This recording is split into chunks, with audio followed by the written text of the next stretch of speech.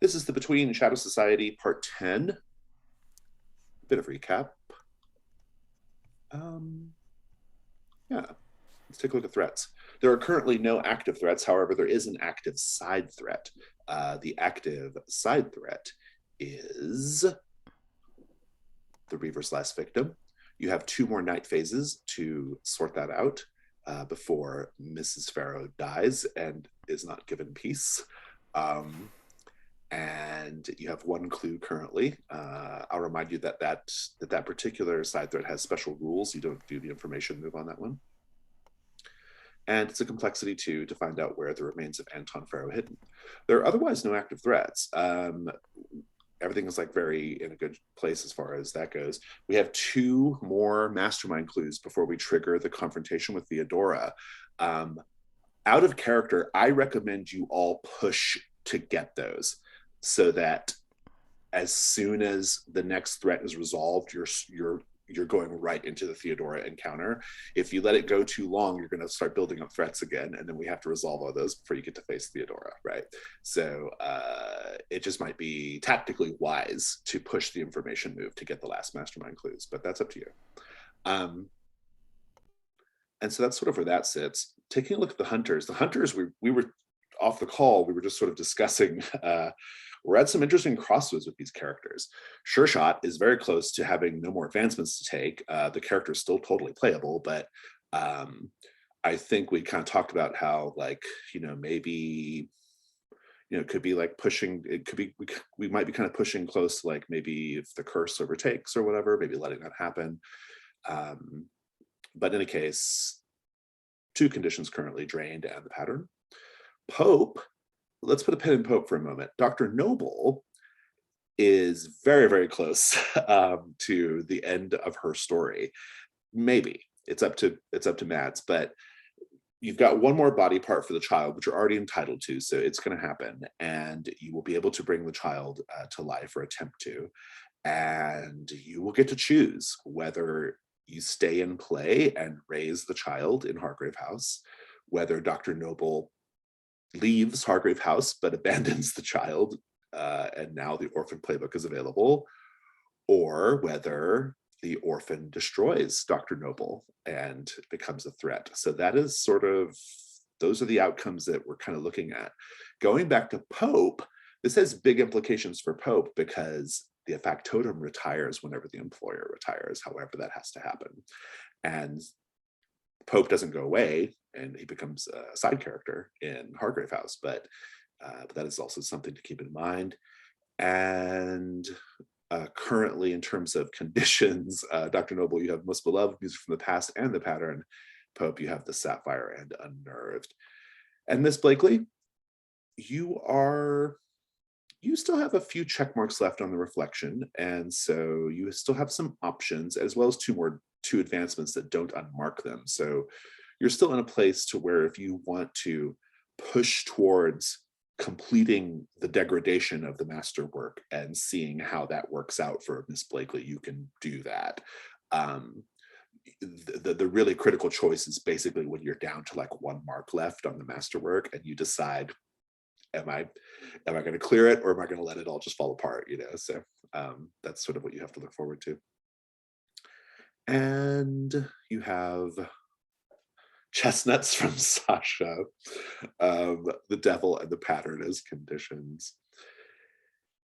So where are there any other things we need to discuss before we begin?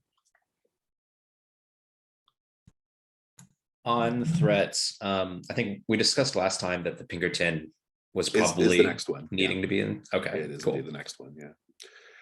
Okie doke. In that case, let us begin the day phase. We do have a new threat. It is the Pinkerton, which is unlocked on the American playbook. A man named Winslow Taggart called on Hargrave House, looking for Mr. Nelson. Mr. Nelson was out at the time, and so Mr. Taggart said he would try again later. A cursory inquiry reveals that Mr. Taggart works for the Pinkerton National Detective Agency and that he has been hired to bring Mr. Nelson back to the United States. He's staying at the Langham Hotel in the West End. Mr. Nelson, you know Winslow Taggart by reputation. He is ruthless and corrupt. What criminal scheme was he known to be involved in back home?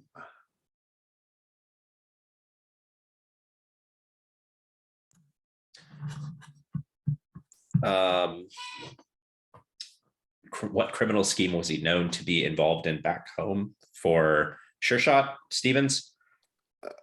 Oh, did I say, was I saying Nelson? I think I was using Stevens. I had been saying the wrong. I was really okay. confused for a second. Yeah, sorry. Everything, there's Mr. Nelson, there's Mr. Stevens. That's our other, in the other campaign. Mr. Stevens. So going back to the Pinkerton, a man named Winslow Taggart called on Hargrave House looking for Mr. Stevens. Mr. Stevens was out at the time. And so Mr. Taggart said he would try again later. A cursory inquiry reveals that Mr. Taggart works for the Pinkerton National Detective Agency and that he has been hired to bring Mr. Stevens back to the United States. He's staying at the Langham Hotel in the West End. So, Mr. Stevens, you know Winslow Taggart by reputation. He's ruthless and corrupt. What criminal scheme was he known to be involved in back home? Okay. Back home, I think he was known to be in on the bank robberies. Like he's allegedly a Pinkerton, but I think he doesn't protect the way that Pinkertons are supposed to. Oh, he's like an inside man. Yeah. Okay, good. Interesting. So Taggart wouldn't come all the way to London to collect a bounty. If you can figure out what shady angle he's working on the side while he's here, you might be able to confront him with it and pressure him to give up the bounty rather than risk being exposed to his employers. Our question is, what unsavory scheme is Taggart pursuing while he's in London?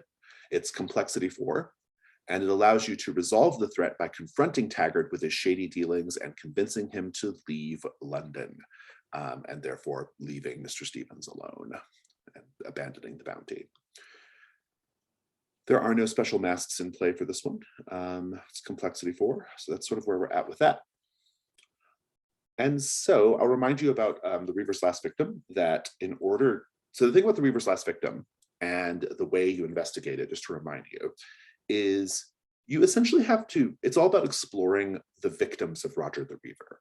And so you have to just give us a little scene, like sort of you visiting the scene of a crime of Roger the Reaver.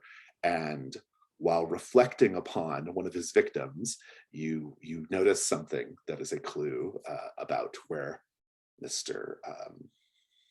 Anton Farrow's remains might be hidden. And so with all that said, there are loads of conditions on the table.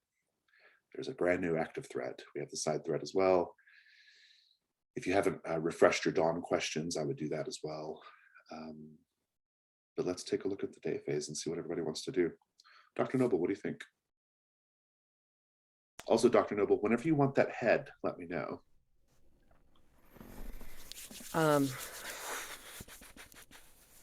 Okay.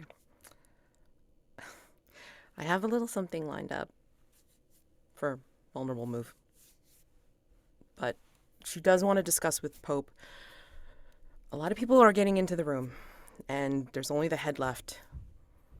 But she wants to ask Pope what we can do about this, and if we may want to let Stevens in on the secret for his help. I mean, it's so close. She doesn't want to risk having anything damage the lab, or be surprised again.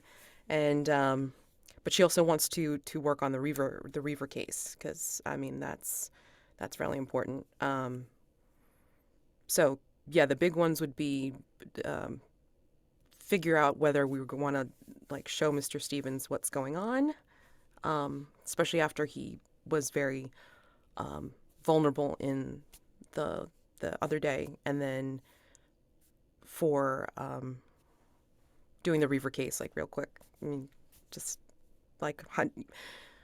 giving Pope the opportunity to show a side of London that she may not have seen. So, Well, Rob, what do you think about that as far as Pope scenes go? I think it makes sense that Pope would have been the one that answered the door when the Pinkerton came to, and I think he'd be concerned to inform Mr. Stevens about what was going on. And obviously he would absolutely tell Dr. Noble. Her interest would be foremost in his mind. So yeah, I think that all makes sense. Sureshot, what do you want to do today?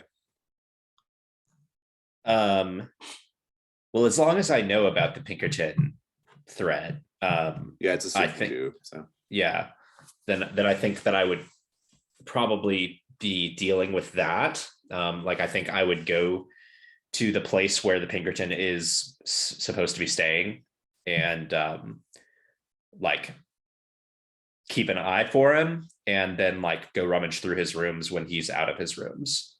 At the Langham, sounds good. Miss Blakely, what about you?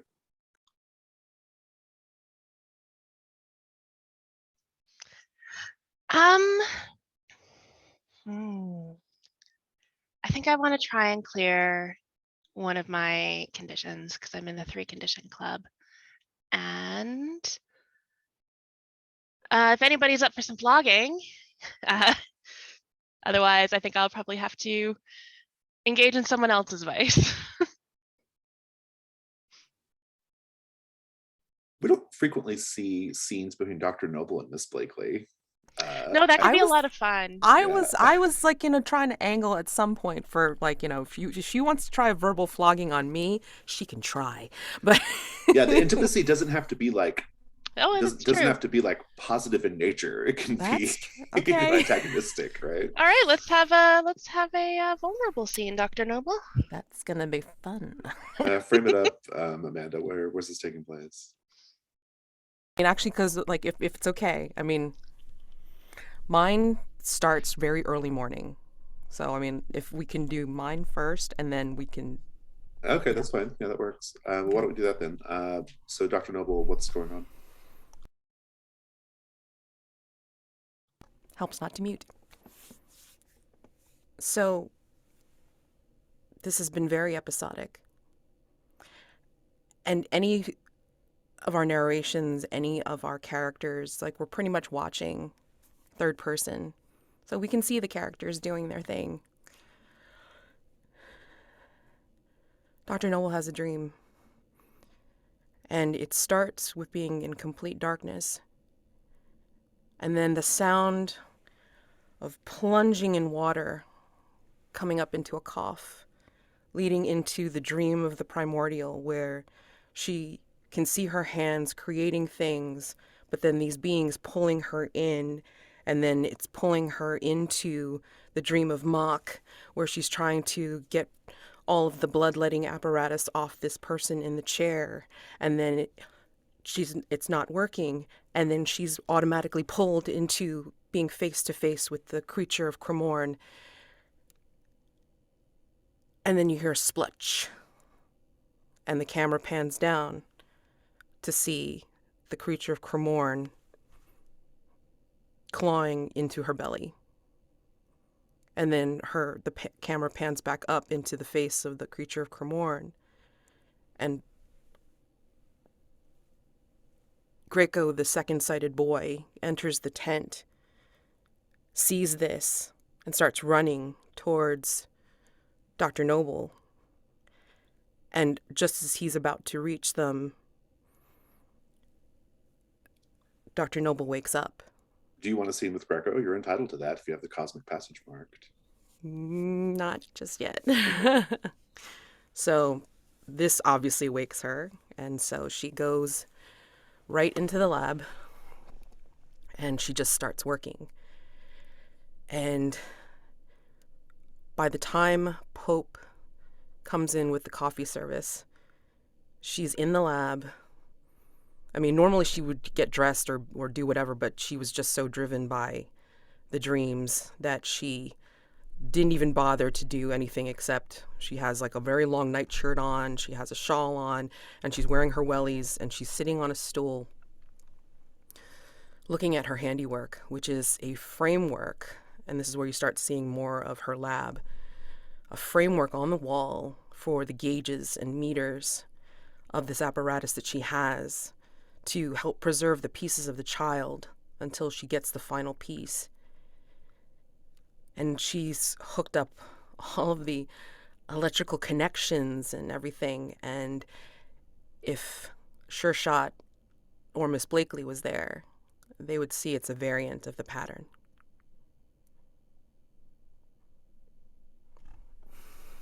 So she's sitting in a stool. Pope comes in with the coffee, and her back is to him, and she's just looking up at her handiwork. It's beautiful, isn't it? You've definitely made a great deal of progress, Mum. Indeed. If I might say, it looks as if something is troubling you.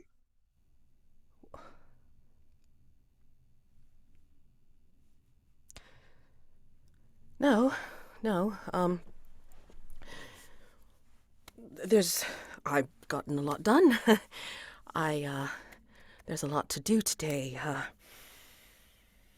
We need to find a way to protect this space. Too many unsavory characters getting into my room or coming into the lab. There's got to be something we can do. Do you think we should ask Mr. Stevens for help? And she's deliberately not looking at you, Pope.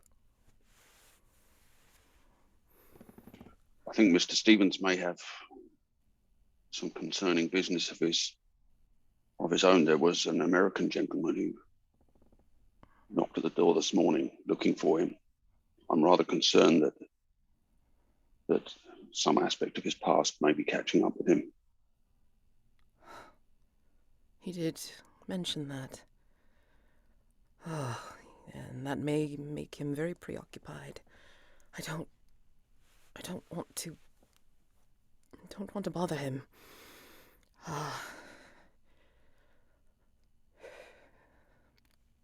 Maybe what I need is a distraction. We need to get clues on the Riva case. We need to see about maybe we'll find more clues by one of the victims or something. Would you know, Pope? I mean, some place to go to help this poor mother find her son to be laid to rest. I believe I might have a few ideas, Mom, yes.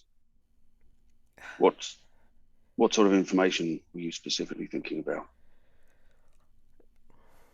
Maybe if we go to the place that one of the victims found, or where they're from, maybe it will help give us more progress towards finding poor Anton's remains. That's what we can do. Yes. I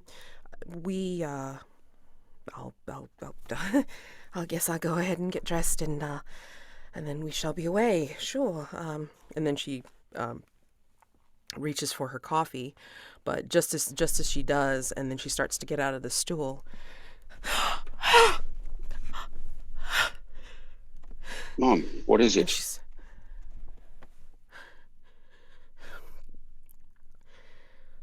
She's clutching her belly. Psychosomatic reaction brought on by overwork and proximity to possible due date. I think at this point, Pope kind of goes down on one knee in front of her and is, ready to catch her if she falls forward from the chair. You've been working far too hard, Mom. I think some rest would do you a great deal of good. I can go and... No.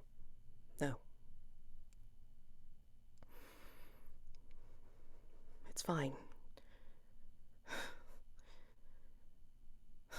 What pains me is no longer there. I'm fine. Yes, I'll go get changed, and we shall be away. I'll see to your breakfast, Mom. Some food would do you a power of good, I think. For good. And Thomas? No, sorry. Yes, Mom. And now she looks at you. About last night. Thank you for bringing me back to myself.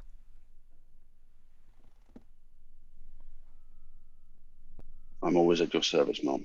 You know that.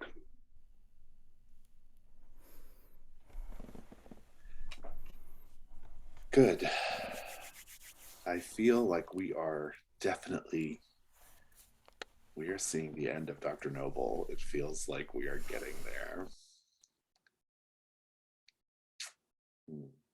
Sureshot. Let's go to the Langham Hotel.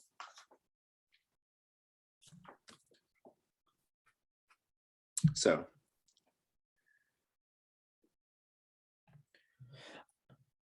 I think I might try and enlist Pope's help in this. And it might be there might be a vulnerable move involved as well. Sure, that's fine. Do you want the scene like on the way to the hotel? No, I think I want to see if Pope and some of his friends or acquaintances or whatever he calls them, that he has sneak in the back door, the informals. Will agree to a poker game down in the like sitting area and near the lobby of the hotel. That might trigger a vulnerable move, but even if it doesn't, I want to use it as a distraction for like the hotel staff while I go and do whatever I'm gonna do. Yeah, if Pope isn't occupied. Yeah. Pope, what do you think? I think, yeah, Pope is definitely very interested in making sure this information comes to Mr. Stevens' attention and is, but also I think he'd be loath to let Dr. Noble go exploring on her own. So if there's a way we can kind of tie those locations together, that would make sense. Or if he could accompany you to the hotel on the way to where he's going with Dr. Noble, that would make sense. I think that's fine. I mean, bear in mind that for the Reaver's Last Victim, there's no role play in those scenes. You just describe what you find. So it's not like super pressing that like, you be in a specific place at a specific time. Right. I'm just thinking that the distressed condition of Dr. Noble is not going to permit Pope to really leave her alone for too long. It's a fair point. Well, so what do you think, Dr. Noble?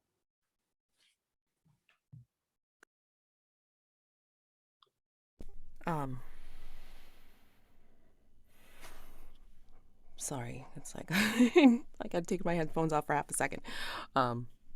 They're just trying to sort out like whether Pope is going to go to the Langham Hotel to maybe set up a card game to distract the hotel staff.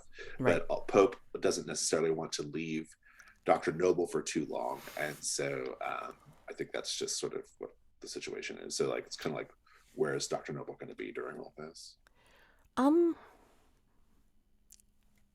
Could we say that one of the locations of the victim is near the Langham Hotel? I think that works. Yeah, that's great. Okay. No, yeah. I mean, so yeah, she'll be nearby. It's just not, at the Langham Hotel.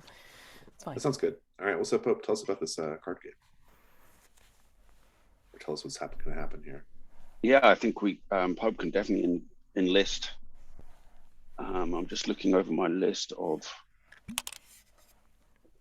irregulars. I wonder how much of a distraction would Mr. Stevens like to arrange here? Probably an escalating distraction. So starting out more tame, and then how upscale is this hotel? I'm imagining it's fairly. Isn't it like the first Grand Hotel or something? Well, let's do the paint scene. So the Langham Hotel, you see hotel staff dashing to and fro, great piles of luggage. There are a pair of gentlemen in comfy lobby chairs and wrapped in conversation and each other. It's a nice place. In fact, it's one of the newer hotels in the city. What do we see that shows how they are putting their best foot forward? I think the hotel has every kind of modern technological convenience that is available. You know, there's those kind of pressure tubes for messages to come to the front desk, and there are, you know, the most modern gas lamps, and there is even perhaps I guess it's too early for a telephone, but there are telegraphs, or they have a telegram office in the hotel lobby, and you know, everything is extremely modern. Everyone else? Every single room in this hotel has a flushing toilet. Every single room. Very expensive. That would be quite a feature.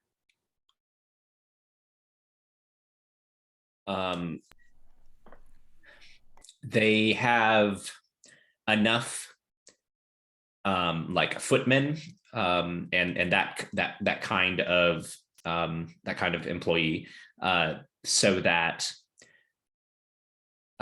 no one will ever carry their own luggage. They station people on each floor even. And if they see anybody attempting to move their own luggage, they are supposed to go and offer. But I think that means that they have to hire just like pretty much anybody, and they just have extra uniforms. Like they just hire people like daily.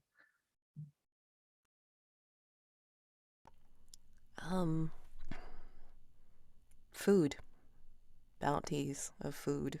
Just being able to have it available anytime, anything anybody wants. Just, yeah, available. So I think probably, Ms. Blakely, are you interested in getting in on this card action?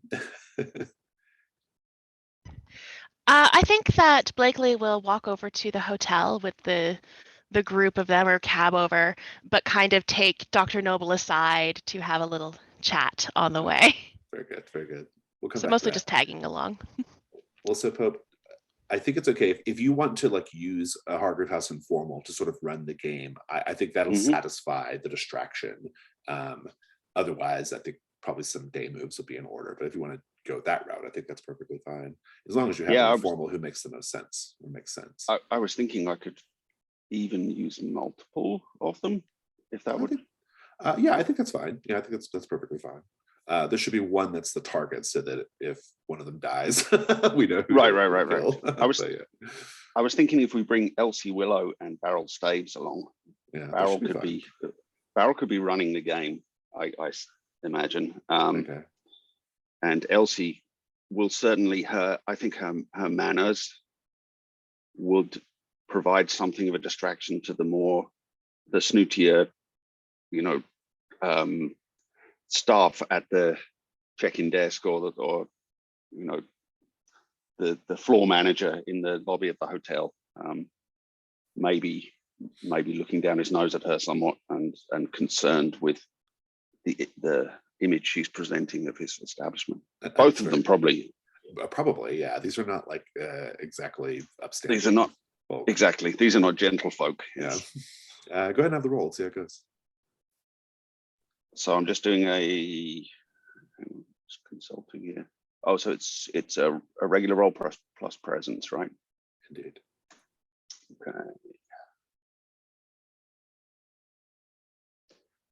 Oh, I rolled a 5 and a 2 with +1. That's an 8.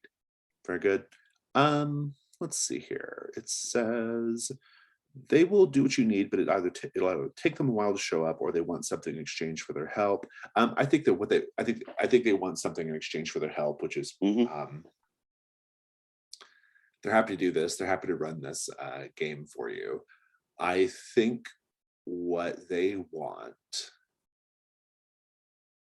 I think it's something Beryl Staves wants.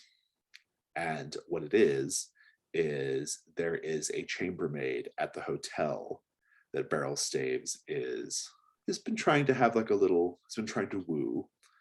But she's been so far ignoring his courting, and he might want you to, maybe help make a love connection for him. Her name is Nina. But otherwise, he will help run your game. Okay, I think Pope would definitely be a little suspicious here. And definitely say to Beryl that, he's perfectly prepared to go and speak to this young lady, but if she continues to show no interest, then he must take that as his answer. He says, and that's fine. He says, I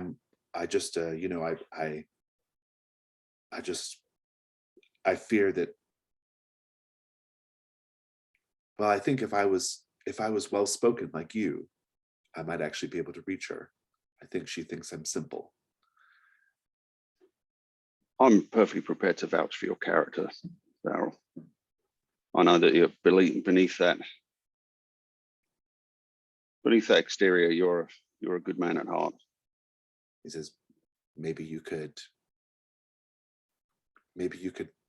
use my real name when you speak of me to her. Of course. I'm afraid I don't think I even know what it is. Horace. Horace. Well, your parents certainly had an imagination. And he says, he's ready to Beryl. For people watching the video, somebody said something funny in the chat. So he will let it go if she says no, but he just wants one more shot. So, all right, but that's what you have to do. I'll see what I can do, Horace. Yes. Okay, so I think this sort of arranging of the game is enough to satisfy Pope's vice. If we want to have that scene, Sureshot, by all means, take it away. Yeah, so I think that he's made sure everybody's in on what he needs to have happen. I'll also add that Taggart has left the hotel, so Taggart. Okay, great. Also, yeah. Great. So we see him leave, and it's like, okay, now's the time. Everybody's in on the plan. That's like, we're going to start out as a friendly game of poker, and it's just going to escalate and escalate until it erupts into some kind of distraction. So Mr. Stevens can sneak away and into Taggart's room. But in the meantime, we're having a legitimate game of poker. I don't know if Londoners would have known how to play poker, or if they would have known particular American variants. Certainly not. So Mr. Stevens is like living that up, teaching, the various different games that he has learned. 7-card stud Chicago style, Texas Hold'em, 5-card draw. And I'm sure he's learning different games if Londoners played poker at the same time, which is like half the fun, right? And how is Pope taking this? Does he play cards much? He does, I think. Yeah, he's willing to wager on just about anything. I think boxing is his main interest. But yeah, he's certainly not above a game of cards, and would be interested to understand the American traditions. Yeah. So I think Sureshot's having like a good time, just kind of being around less genteel people and in this like more American to him setting of cards and things like that. So I think he's he's even though this is kind of like he knows that he's gonna have to break away and do some investigating here in a minute. He's loath to do it because he's enjoying this, and he's enjoying like this time with Pope. How's Pope feel about it? How does he feel about working with like his informals in this way? I think he's quite enjoying himself. The opportunity to cause a bit of a scene, to ruffle some feathers, is somewhat appealing to him. Oh, you keep getting me. You're better at bluffing than I am there. Me, wear it all on my sleeves. Everybody knows what I'm up to all the time, unless I get a great big something to distract them. Well, yes, they do say that Americans typically show their emotions a little more than us English folk. Perhaps that gives us an edge. Is this a great big distraction for you? And he slides a pile of chips into the middle. Does that distract you from what I'm doing over here? He like indicates his cards. It makes me think that either you have a very fine hand, Mr. Stevens, or you're trying to convince me that you do. Oh, and I have no idea at all what you have over there. I can't tell, except for the great big pile of chips that keep going your way and not coming mine.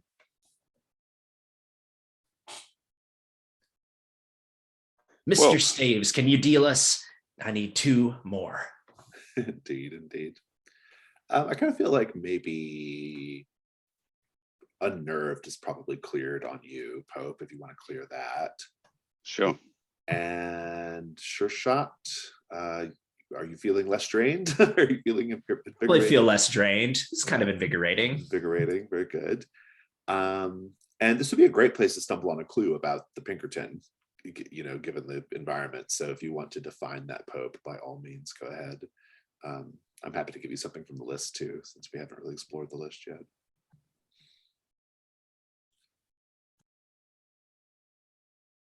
Yeah, why don't we go with something from the list? You said he's not in the hotel at this time, right? He's not at this time, but he's been around for a few days. And I think you'll pick up some stories. I think Elsie will pick up some stories from some of the other working folk who hang around the hotel, which is that Taggart has been regularly meeting with sex workers, but not for sex. That is your clue. Should note that here.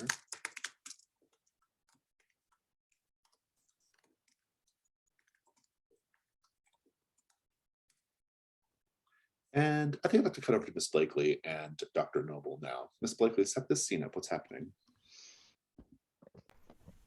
I think because Pope wants to accompany Dr. Noble to wherever they're going to go to investigate the Reaver's last victim, I think Miss Blakely is just keeping Dr. Noble company in probably another part of the hotel, probably in like a sitting room or something that they have there. Maybe they're having a high tea somewhere or something. Somewhere like that, yeah. And it's definitely tea and not coffee. No, it's coffee. But it's really fancy coffee because the food here is great. Well, Dr. Noble, seems that we've certainly come to a lovely spot. It would have been nice for you to dress for the occasion, but I suppose you do your best. This is not a party. We're in a hotel. I mean, and the surroundings are lavish enough. Why would I need to be dolled up like you? Oh, well, my dear, it's because you stick out like a sore thumb. Some people might be a little embarrassed by that, but clearly you're not, which I suppose is just part of your whole, oh, I'm Dr. Noble and I'm so wonderful and wholesome shtick, which I know is a shtick.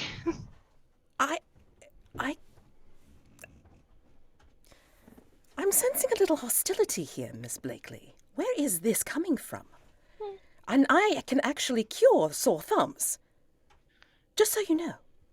Then why aren't you trying? Oh, are you saying you stick out like a sore thumb? Well, I do stick out everywhere I go. That is something that I happen to have. Now, Dr. Noble, and Blakely takes a real long sip of coffee. She will also take a very long sip of coffee. I must say I am curious. You have this whole, oh, protect the innocent and heal the sick and solve all the cases thing going on, which, okay, perhaps you were really like that. But you and I both know that people don't work at Hargrave House and be good people. There is no room at Hargrave House for somebody wholesome. So tell me, why exactly? I don't want to get into questions. I want a clue. No, questions are good. Why exactly are you here?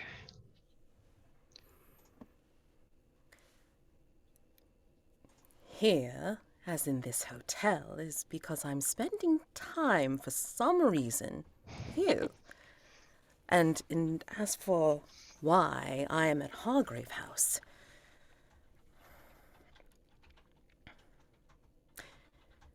I had done some work with Scotland Yard. And there were things that I've seen in my practice that did not quite gel with the usual case. So my father had suggested Hargrave House as a possible avenue of resource. So, And I never, ever said anything about being good or wholesome. I have never described myself as such.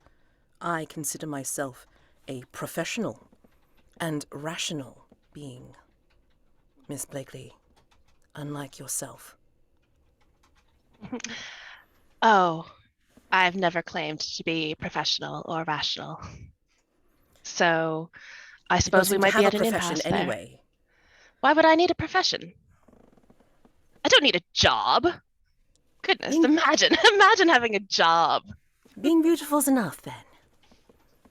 Well, if you're beautiful enough, absolutely. I know you don't understand that. You couldn't possibly.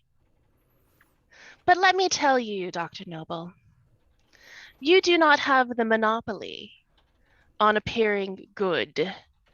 You do not have the monopoly on, well, the attention of others that you seem to be getting. Is this about attention? This is about attention? Oh my. You're jealous! I have discovered a great secret.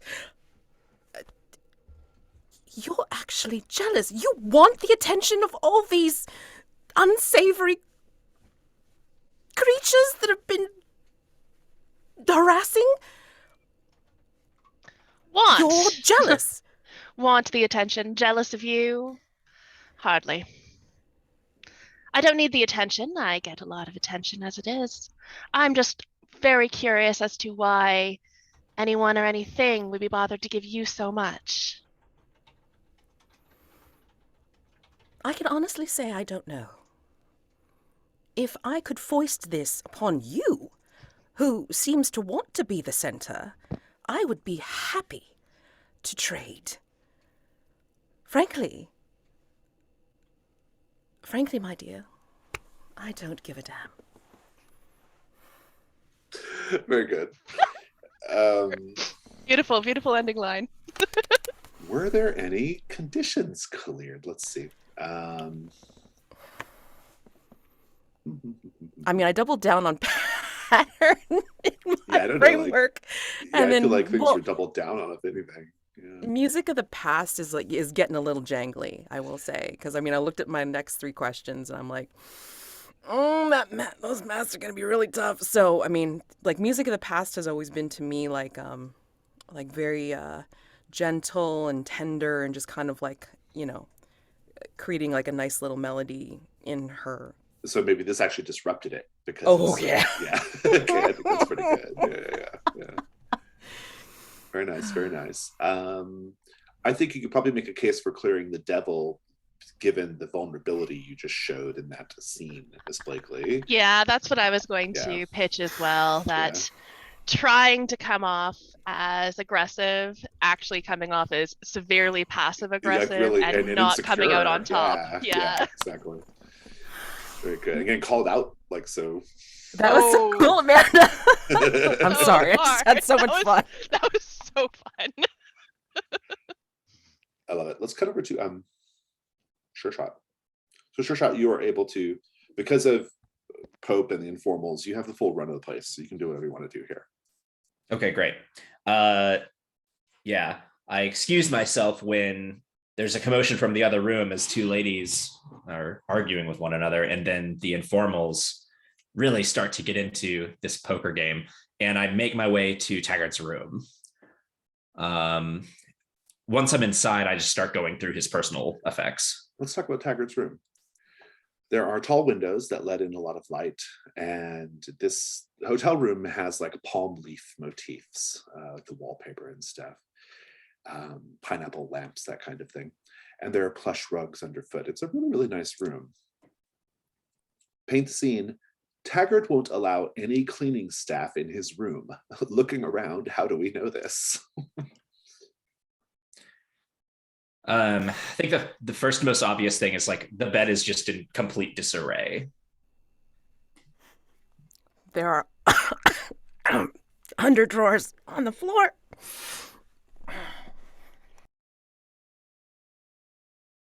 There are kind of newspapers piled up and the remains of, half-eaten food on plates, just kind of on every surface in the room. A crystal ashtray is overflowing. This is a fire hazard. Very good, very good. So what's the first thing you do? You start just rummaging through things? Sureshot? Yeah, just going through his personal effects. If he has any kind of luggage, I'll start there. Yeah, do information move with reason, seems fine. 10. 10, very good. Do you want to bump it? You got lots of mass to spend. Oh, sure. We need 4 clues here. We've already got 1. And then we need 2 mastermind clues. Yeah. Bumping it gives you a mastermind clue, but yeah. Right. And we need 2 more mastermind clues. Oh, right. So yeah. Yeah, sure. We'll push it up. Very good. I'll mark something. Let's just take our break a little early. Let's just take like a quick 5-minute break. We'll come back and do that. Sureshot. Yes. Clues. You will see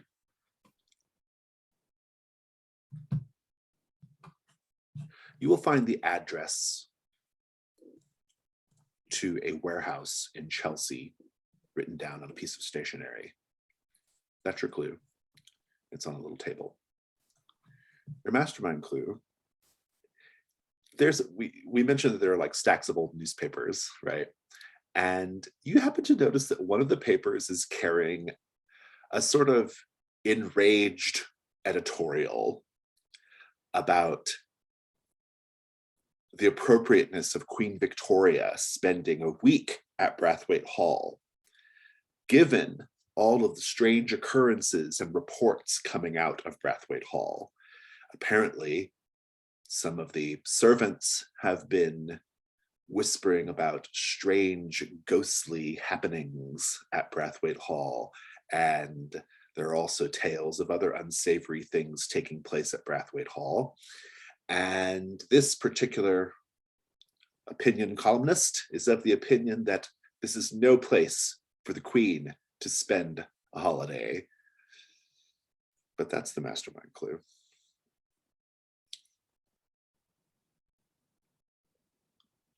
Let me take a moment to note these things. Question, does the mastermind work like other threats? Obviously not, but I mean, in terms of, do we discuss the clues we have so far and try to figure out her plan first, or?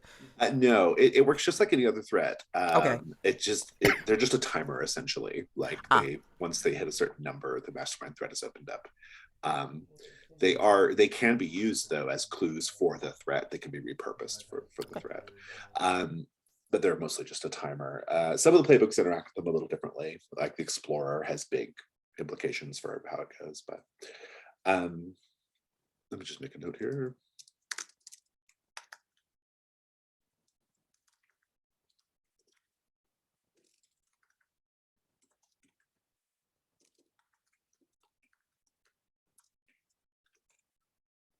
And then the clue was the address to a warehouse in Chelsea.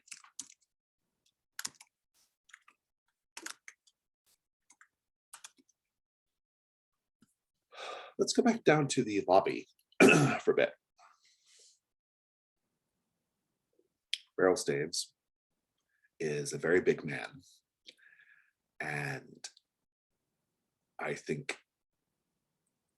he's trying to appear inconspicuous and above it all when Nina, the chambermaid, is seen walking by. But you can tell Pope, because he's so big, his nervousness and anxiousness is visible. And what do you do, Pope? I think I'll excuse myself from the table and see if I can go speak to Nina in a quiet corner of the room. Good. You'll have to kind of like, obviously you'll have to kind of go back towards where the help and the staff hang out, because she won't really be seen like in the main, won't be seen where lots of guests are. But yeah, you kind of find her in a back, like sort of storage hall or something like that. And she'll be like, oh, I'm sorry, are you lost? Hi, Mom. I was just wondering, my friend, Mr. Staves, is wondering if I might make an introduction to you. She says, oh, yes, well, he seems like a very, very nice man, but I'm very busy, and maybe this is something we could talk about later. I don't wish to intrude upon your time, Mom. I just wanted to let you know that I can vouch for his being a good fellow, despite his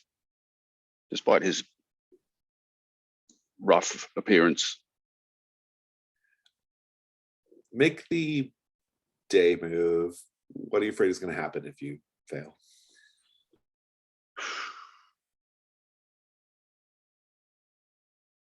I guess that she thinks Pope is pressuring her, or takes it as a threat, or something She takes it the more. wrong way. Right. Roll with presence. Okay. I rolled a 6 and a 1 with +1. That's an 8. She says, well, Beryl Staves, is that really his last name, Staves? I believe so. Yes, his first name turns out is Horace. Horace Staves. Indeed, perhaps his parents were fond of the classics. She says, well, he seems like a nice enough man. It's just that, well, he's very, very big, and I'm very small. It would be like I don't know, like it would be, we'd go about looking like the number 10 or something all the time, wouldn't we?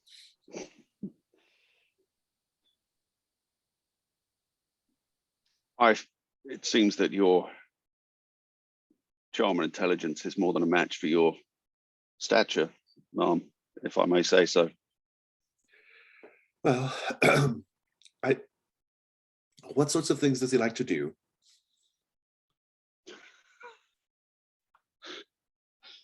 I think Pope will not say break people's legs or well, he's a hard worker, and as you can see, he enjoys the company of others and a game of chance.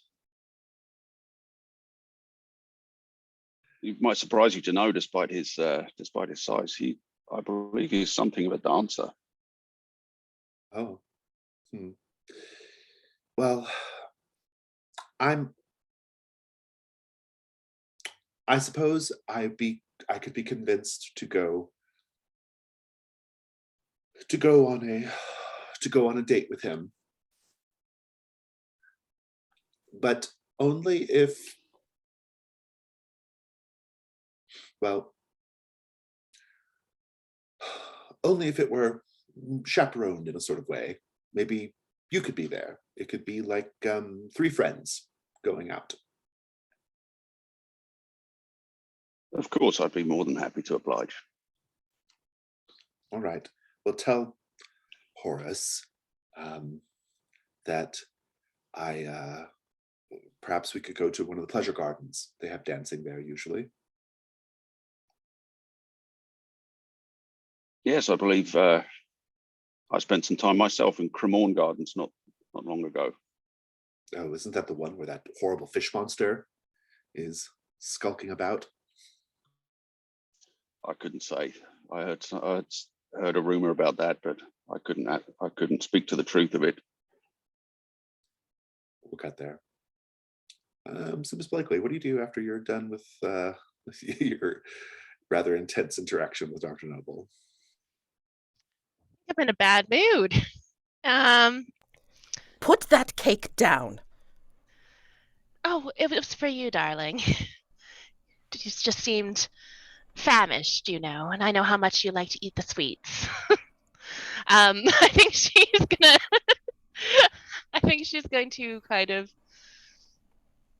take her leave of Dr. Noble. Always a pleasure, Miss Blakely. Yes, I suppose. Farewell. Just swan away.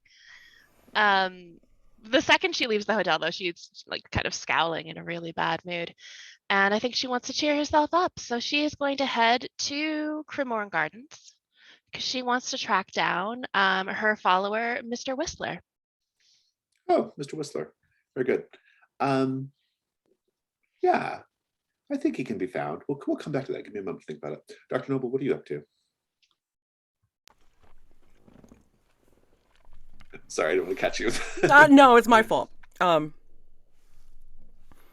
Like near the hotel, was there? And I'm geographically brain dead in real life, so sorry. Like near the hotel, was there any indication of a victim being found? Near the Langham. So, for the Reaver's Last Victim thing? Mm-hmm. And you can certainly say there was, yeah. Okay. All right. So just a narration for that is after the wonderful repast of coffee with Miss Blakely, Dr. Noble will take her leave and wander out of the hotel and do a little research into one of the last victims of Roger the Reaver. And it's Stephen Sells. Mr. Sells was, well, I think his family was near here, and he was a tailor. And Dr. Noble goes to visit the shop where he worked, which was sort of near where he was found. And then at the tailor shop, she talks to one of his old colleagues and found out that Mr. Sells had another life. He would visit a specific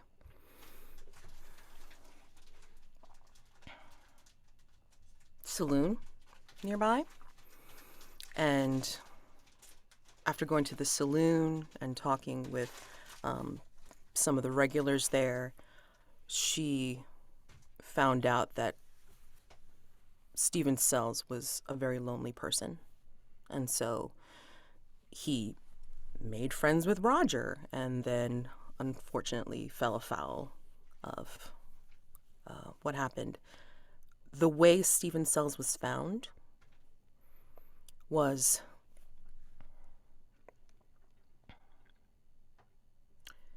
his feet were in the alleyway behind the saloon.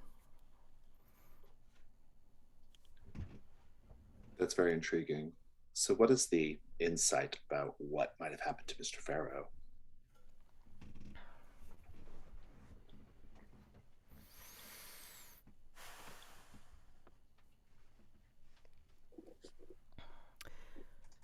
Now, it only has to do with the one victim. It can't be like a kind of combination type of clue for everything else. It just says that you just have to come up with a clue that might indicate where to find Mr. Farrow, basically. Maybe there was something particular about, like the manner in which he would meet people like Mr. Sells or that kind of thing. Right.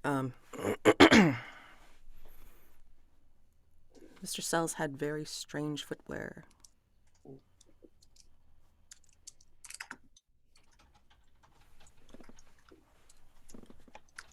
What was it about the footwear that stood out?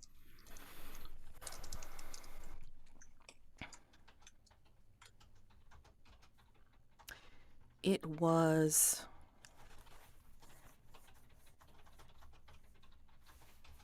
etched with a particular symbol.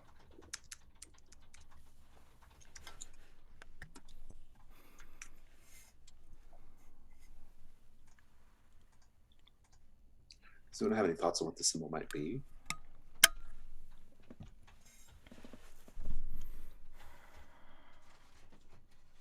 Looks like a fish.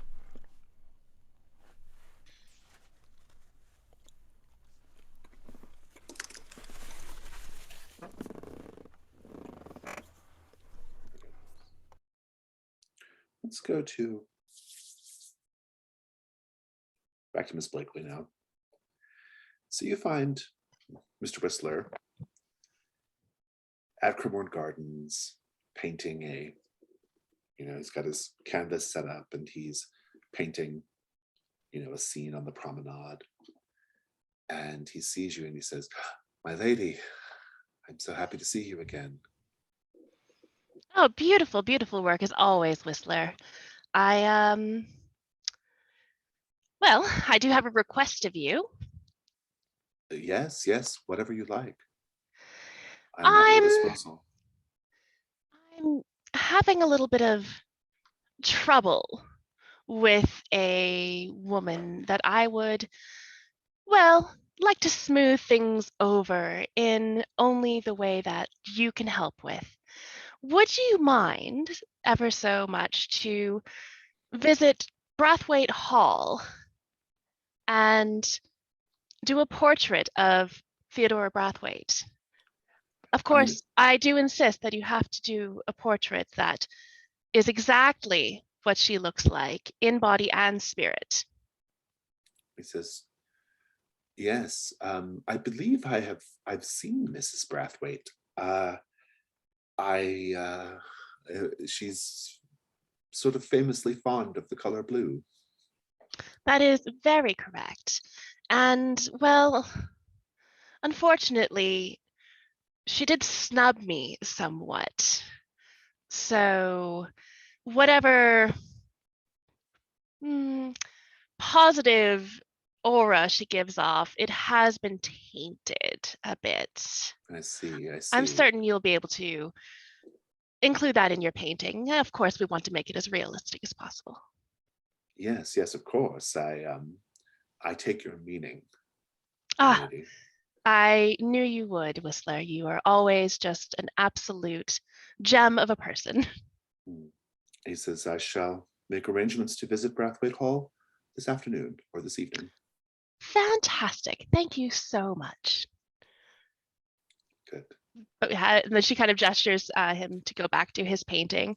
I think while she's kind of kicking around Cremorne Gardens, though, she's kind of thinking back to her conversation with Dr. Noble, and she's kind of feeling put out. She wanted to at least get a good dig in on Brathwaite to make herself feel better. Yeah. But while she's thinking about the situation with how Dr. Noble is so good and does all the mystery solving, and this Roger the Reaver situation, and because Blakely was living in Hargrave House when Roger the Reaver was active, and she knew him, she does have some memories of what he was like as a person at Hargrave House, and she remembers that there were times that he would come down to Cremorne Gardens when it was just getting started up, in order to, there was somebody he was interested in, somebody he wanted to take out on the town. So I think that kind of just cues her memory, and makes her wonder if perhaps there is, in fact, it's likely that there is a body or there was a murder of some sort around this area. Very interesting. Can you think of putting two and two together, a victim that might, a murder victim around Cremorne Gardens around that time that suddenly occurs to you that was probably one of Roger's victims?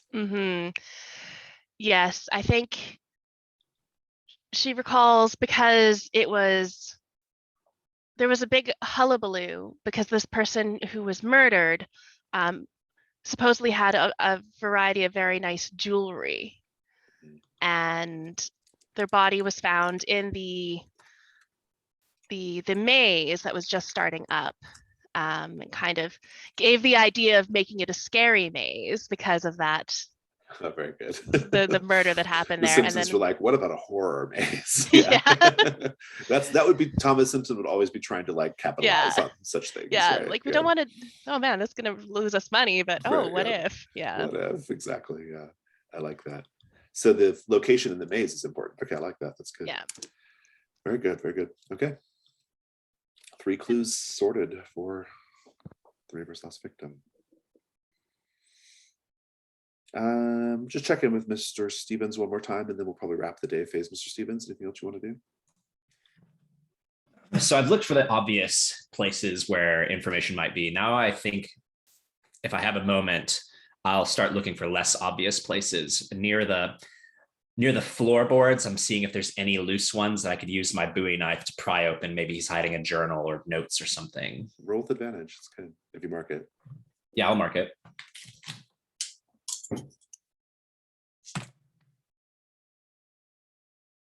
What's advantage on what stat? Oh, probably reason. Okay, so 11. We'll go ahead and bump it up. That is 15 mastermind clues. So this will be the final threat before you face off against Theodora. Congratulations. You get a clue and a mastermind clue. Let's check in with that now. Popping open, if there is, in fact, you can see that there's a floorboard that has been fiddled with. And inside you find a stash of things that have been stashed away. One of the things you find stashed underneath the floorboard is a leather case. If you open that leather case, you will find documents and deeds related to mining interests.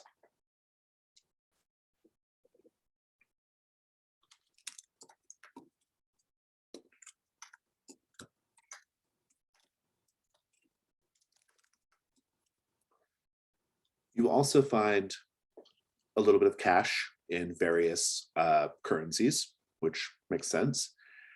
as well as the contract for your bounty, um, signed by your parents, and along with the cash, a glass tube of small sapphires, perhaps given to him in payment.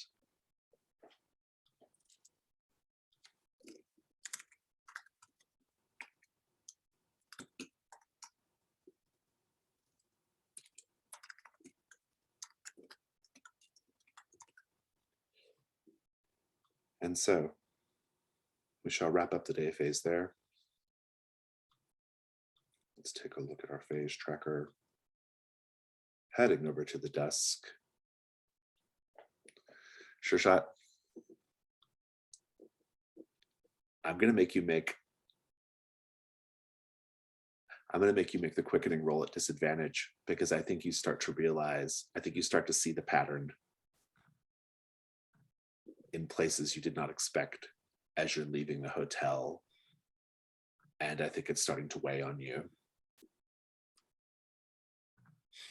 Okay.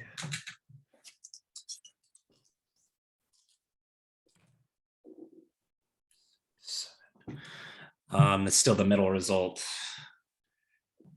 Take drained. Let's talk about day work. What would you like to take for day work? Oh.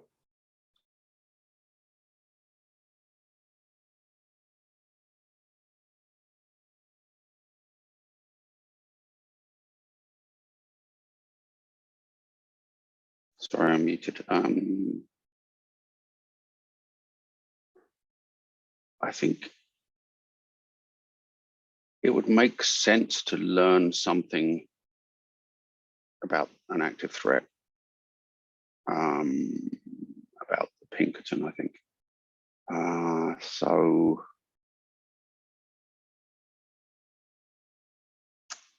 the presence of the sapphires obviously implies a connection with Brathwaite. So I wonder if I can ask you how the Pinkerton agent is connected to Brathwaite. Oh, very interesting.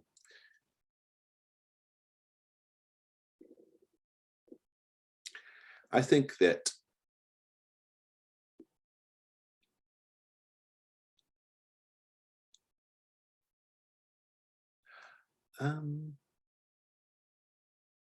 something you will pick up on at your time at the Langham, because you spent the whole day there, is that a parade of trade union representatives or guild representatives kept coming in and out of the hotel,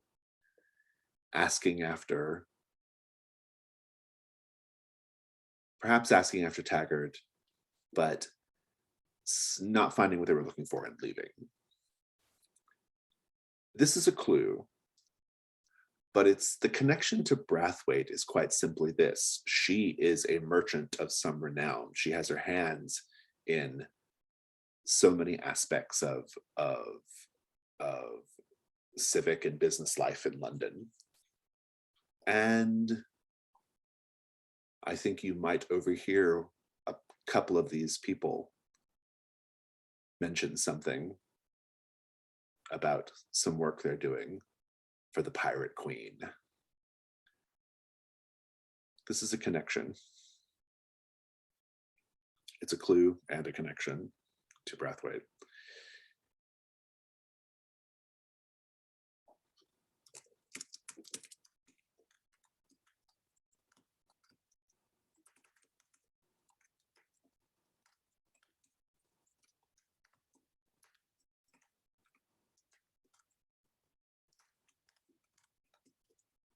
You have a good number of clues here. You got 4. So I don't know if you all want to try to answer a question or not, but that is, it's not a bad number. It's a flat roll, but let's talk about, no need to do the resurrectionists unless you just want their help with something tonight. Dr. Noble. Not that I can think of at the moment. And all that said, let's talk about Hargrave House. Nope. What's everyone doing tonight? No, it's Hargrave House. Yeah, sorry.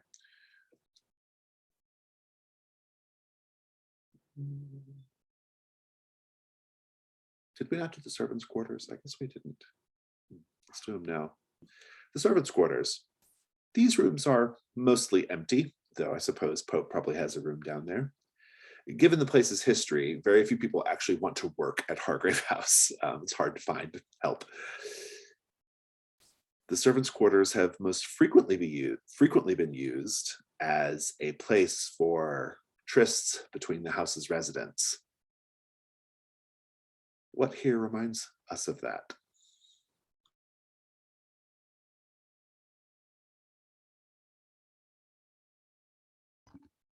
Blakely has a nice little room down there set up for when she feels like visiting, or it's been a while, but it's got a lock on the door, a nice bed, like a nice room, not like full of dust and all grossness like the other rooms in the servants' quarters are.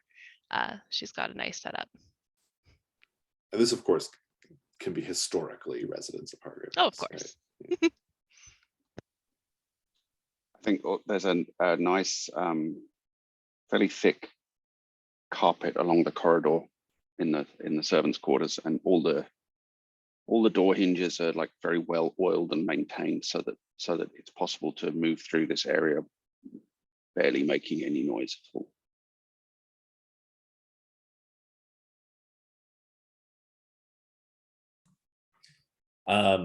One of the rooms is set aside. Nobody lives in it. And instead of it having a bed or anything, it's filled with exotic and risque costumes. Very good, very good. I am frankly just stymied. I'm sorry. Okay, I can't no think of worries. anything. Let's talk about what everyone's doing tonight. Sureshot, what are you doing tonight? Do y'all want to try and solve this threat? Because that will kind of tell me if I'm doing something different tonight. We could do answer a question. Answer this question. I mean, or do y'all want to try and keep gathering clues? I mean, if you think we have enough to work with, I mean, I had a guess like after the first two clues, but then I'm like not sure now. So what's your idea? Regularly meeting with sex workers, but not for sex, and then address of a warehouse in Chelsea. Then originally it was kind of like I know it's a liner veil, like slavery kind of thing, like labor trafficking basically. And but then like with the mining interest, it kind of like brings out more of they are, oh god, it's like serfs but not serfs. I don't remember the term. During this time period, well, I don't know about the UK, but in America, mining at this time was, I mean, it was basically like, it was pretty violently enforced. I mean, it was very like we're keeping you down in the hole, like you're not slaves, but you're practically slaves, right? No, if we're not stepping on anybody's lines or veils, I think that explanation makes sense with all four clues. Yeah, that's what I'm Right. thinking. I was thinking because the connection with these guild or union representatives coming to the hotel to talk to him, it's almost like he's been hired by Brathwaite to do some kind of labor negotiation or strong arming.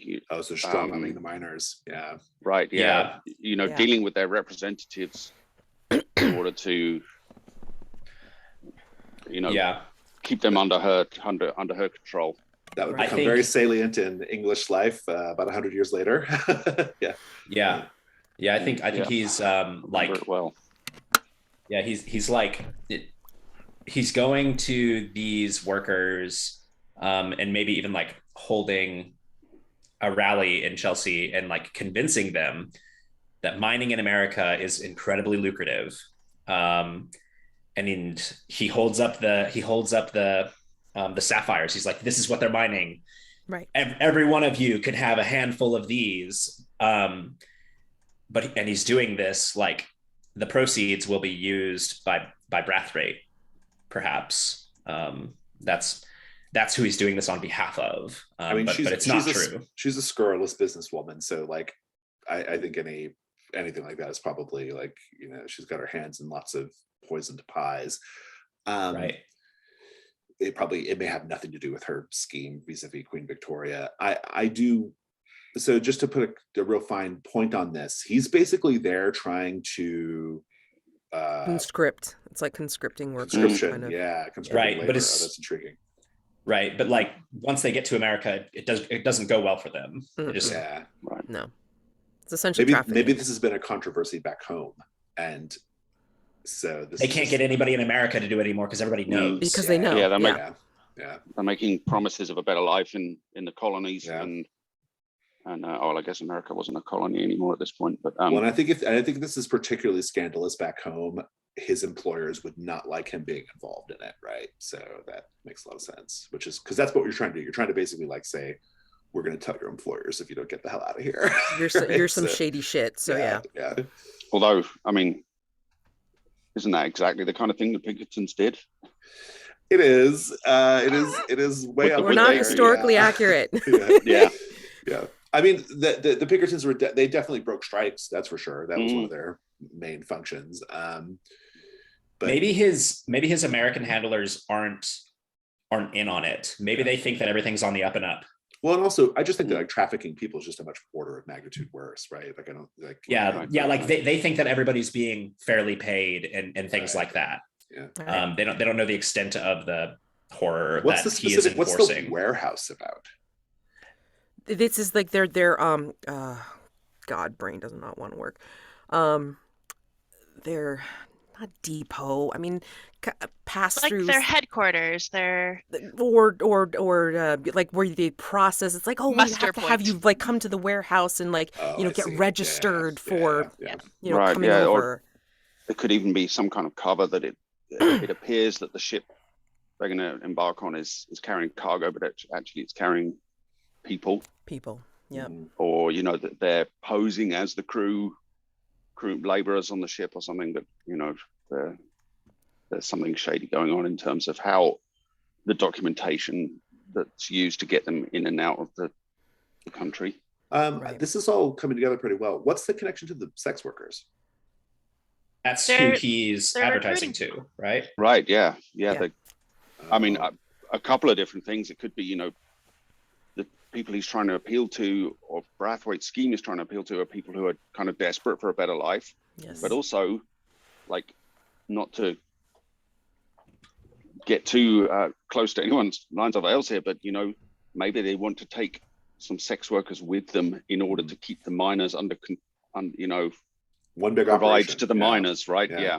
Well, yeah, it's a better life whether you're a miner or whether you keep with the oldest trade, because everybody's got sapphires. They'll pay you in sapphires. Oh, yeah. And if they're setting up like a company town where everyone's kind of locked into this area, they don't just have miners. They need to do other things as well. That's terrific. It's a great theory. If everybody agrees, it's a flat roll. I think it looks pretty good. Take it away, David. We'll see how it goes. Okie doke. See what happens. Star and 6. It's a good theory. If you all want to pitch in mask, you can do that. We got lots of masks. Let's use a mask. Use them up. Use them up. Is there any mask associated with the Pinkerton? There's not. No. Okay. And so if everyone marks Janice mask, then that will bump it up to a 7 to 9. I think it's just going to be maybe not an easy transaction to convince him. You might have to rough him up a little bit or something, but the opportunity is now available to you. Okay. All right. Now I know what Sureshot's going to do in the evening. Okay. What is that? All right. So I have this move, the Cruel is the Harlot's Curse, that will allow me to clear a condition. It does not specify that it need be in any particular phase. So I was thinking I could do that on my way there to clear condition drained, and then I can use my other move to remove the mask of man and be very convincing that the Pinkerton should get out of town. Oh, I see. Yeah, that's pretty good. Okay, well, so we'll see how it plays out. What are you going to do tonight? What are you going to strive to do tonight, Dr. Noble?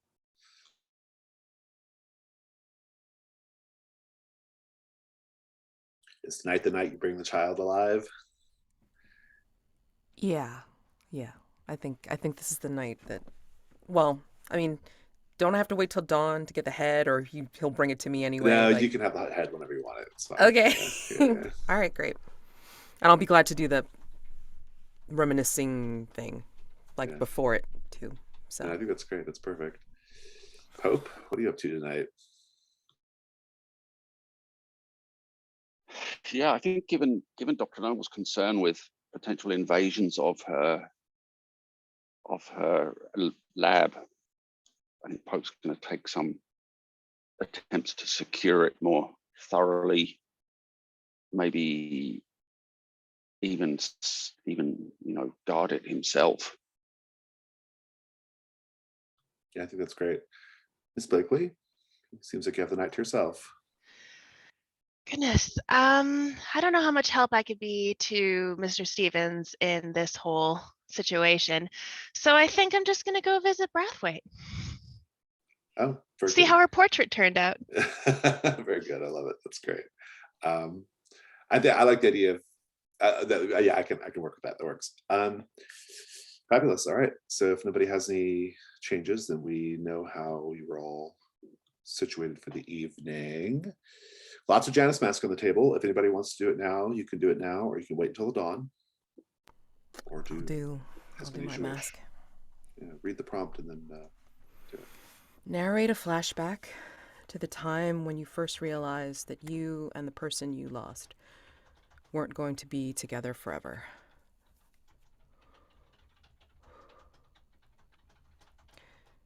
In her practice, Dr. Noble has seen many people,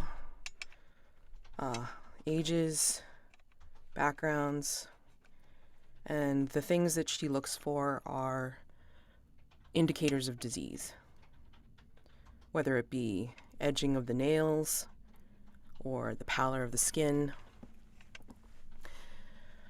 And then sometimes it comes out as sounds. And then there's this particular cough,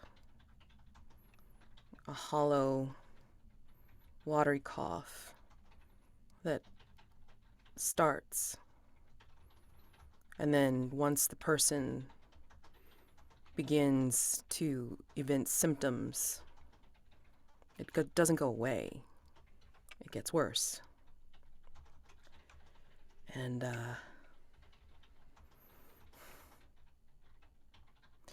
she remembers a time when they were so happy. They were in the city they were in the garden of their city home, and Michael and Marissa were celebrating his promotion, and he was singing tunelessly again and stooping down to speak to Marissa's slightly full belly, to their upcoming child, to it's going to be wonderful. It's going to be fine. And Michael decides to climb the tree in their yard and still singing at the top of his lungs because he's so happy. And he falls. It was funny. He landed. It was fine. But then as he got up, there was that hollow, plunging in the water cough that started. And as she went to go help him, Marissa felt a tearing pain in her belly.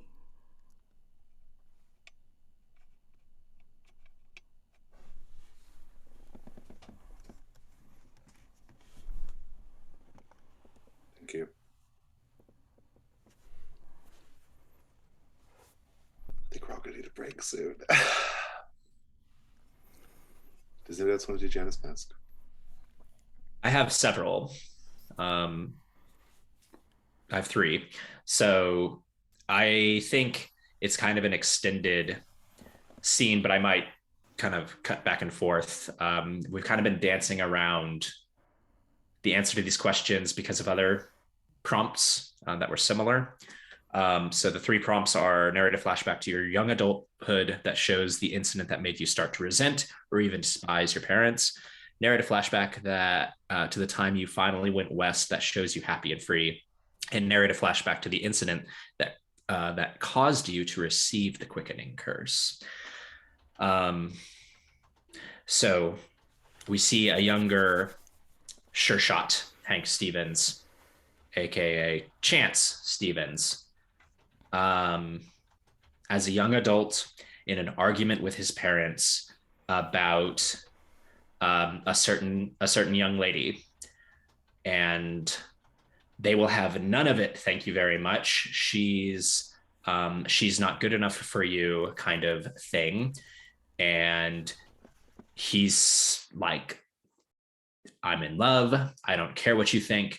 I'm gonna do what I want to do. And his mother is like, you're doing this to hurt me, and like very much like, you shouldn't. You should listen to us. You should be grateful to us. I don't know why we ever even adopted you.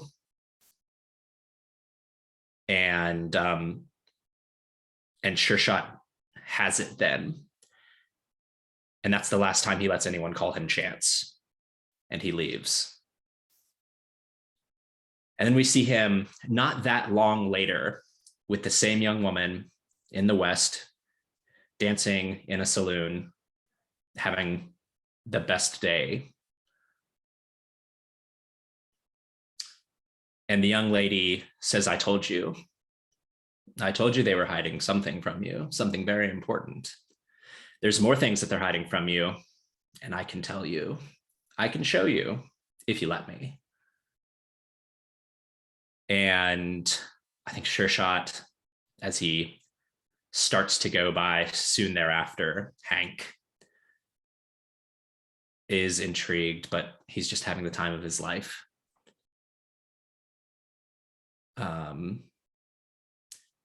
And then later, chasing this young lady through the moonlight, he finds himself in an otherworldly place altogether with somebody or something that reminds him of the young lady, and he has the same feelings of affection for, but is altogether different looking.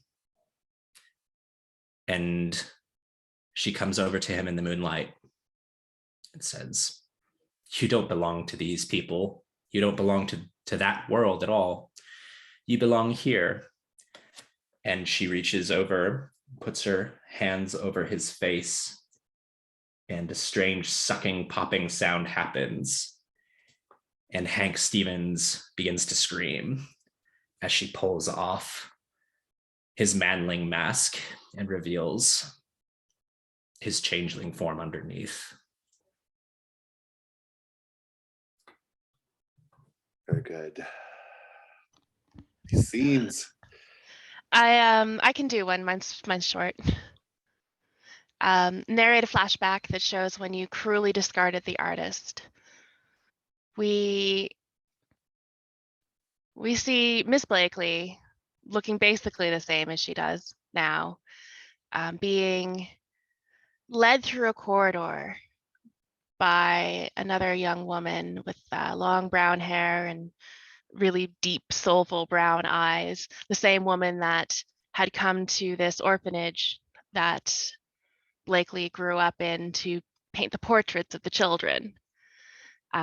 Blakely's blindfolded, and they're both laughing as they dart through this corridor lit by just many candles. As they come out towards a stairway, we see that they are in what we know as Blakely's cathedral. And The young woman leads Blakely up the stairs and situates her on a balcony overlooking the cathedral.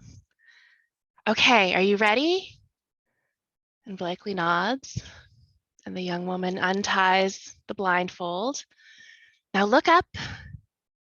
And Blakely looks up to the ceiling of this cathedral.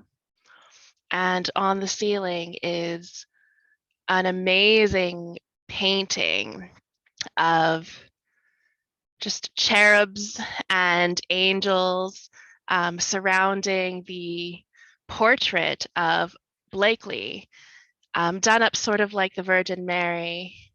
And she is holding her hands out as if she is asking for somebody to clasp them in this picture. And she's looking so soulful and sad, and there's tears running from her eyes. And Blakely stares up at this for a very, very long moment and then says, "Why have you done this?" The artist is shocked. Well, it took me almost a year. I thought, who better to decorate this cathedral than the most beautiful person I've ever seen. I think that I wanted to really capture, the part of you that I've seen, that loneliness, that desperation to have people like and adore. And I thought I could capture that sort of sadness in you that I see, that I love. Blakely spins to face the artist, and her face is full of rage. How dare you? How dare you portray me like this? If it was up to me, this whole cathedral would come down in an instant. I cannot believe you would do something like this to me. The artist reaches out to try and grab her hands, to try and fall down on her knees and beg forgiveness, but Blakely just scoffs at her and runs down the stairs and out the building as the artist flings herself on the floor sobbing. That's it. Nice. Any other Janus Mask?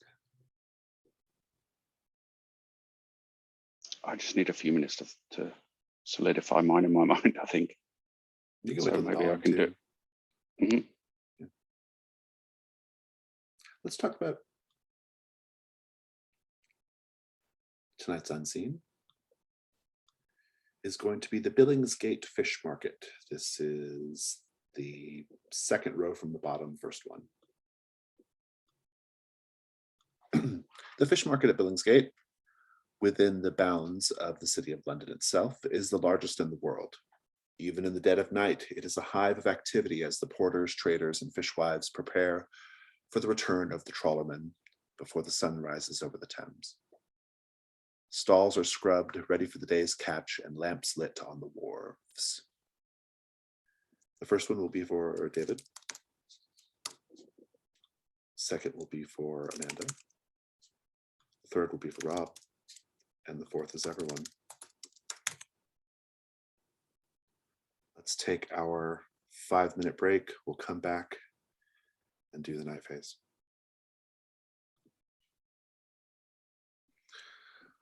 The fish market. David Mendez, a Sephardic Jew, has a stall selling battered fish and chipped potatoes, deep fried in a vat of oil. Workers on their way home from a late shift stop for a hot meal. Who stops by and what do they want, or what do they vent about, as David prepares their food? The crew of the Bounty stopped by, and they're all there for the fish and the chips, and they're just complaining about like what a misnomer the name of their ship is, how they can't seem to get a good haul to save their wretched hides, and they see more fish in this stall than they saw all night.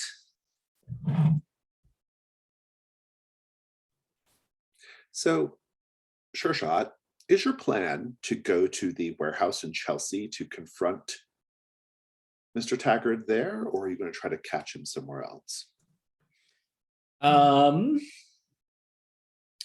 think I would probably try and catch him somewhere else. Okay. I think the plan would be to stick to back alleys and things, and then kind of lurk outside of the hotel and wait for him to come out, and then confront him on the street or in an alley. I think that's great. Were you going to try to use Man of the Mask, or the Mask of the Man, rather? Yeah, but first I have to clear the drain condition, and the way that I can do that is very with good. Cruel as the Harlot's Curse. Let's do that first then. So, when you indulge your vice alone in the dark and seedy underbelly of London in order to deaden your senses, roll with vitality. How are you doing that? Shooting drinks this time, or? Yeah, I think I'm just drinking, just talking to myself and drinking. Go ahead and roll with vitality.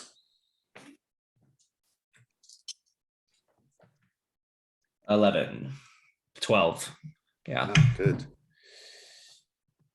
On a 12 plus, on a hit, you clear a condition and choose one from the list.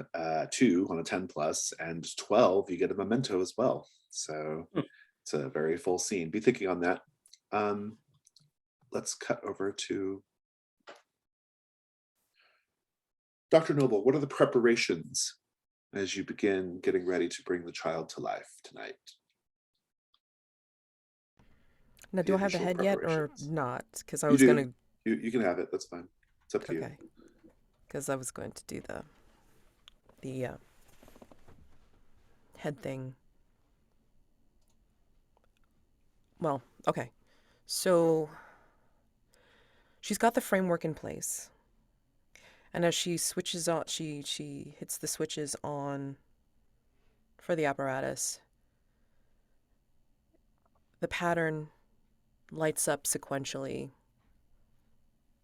and follows the different path. It's full of spirals, planetary bodies, starlight, and it also has interspersed amongst it some mundane gauges and meters. And the child, for the most part, is on the slab. Certain bits that she couldn't add just yet because she didn't have the head. She has in the table, she has drawers with preservation fluid, and there's apparatus that she built that was under the table that has been continually cycling, so this way it doesn't go stagnant and rot the pieces. As she's preparing for Harley to give her the head, she takes out the hair, and it's still well preserved. It's wet. But in this light, in the pattern spiral, she does see more resemblance to Michael's hair. And then with the eyes, those deep dark pools are more prominent now. And just like looking at what she remembers so long ago. And then she gets the head from Harley. And once he leaves her, she does take a look at it. She holds it in her hand. It's a fine head. It's, obviously not as beautiful as Massimo, but, it's perfectly serviceable. Handsome man. Like 20s, probably. Recently deceased. And she holds it to her chest. Very carefully, just in relief. And just... We've done it. We've done it. And then as she brings it away from her breast and looks at it again, she starts to realize this is neither Michael nor her. And then she clutches it to her chest again and then looks back at the slab, at all the parts and pieces that she built up.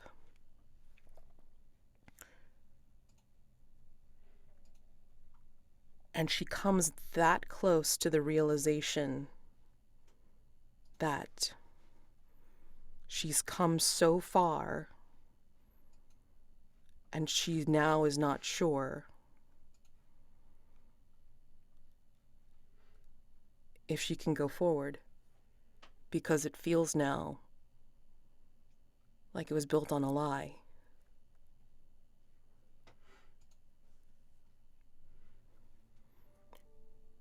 She looks at the head again, places it gently on the table in its place, leans against the table, and starts to cry.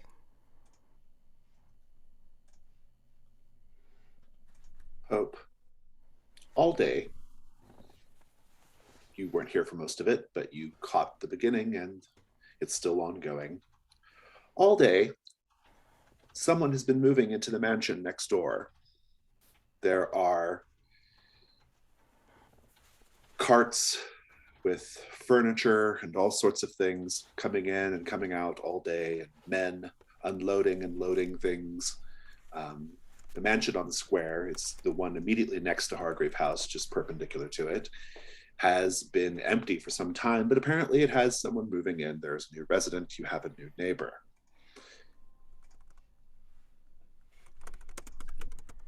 At a certain point, you will hear someone coming around to the back, as workers do, and you hear them calling, "Excuse me, hello, hello. Are any of the help around?"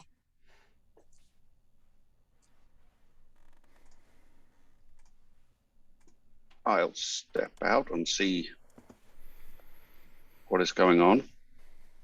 Oh, hello. We've got a delivery here for your neighbor next door, and we have something quite heavy to lift out of the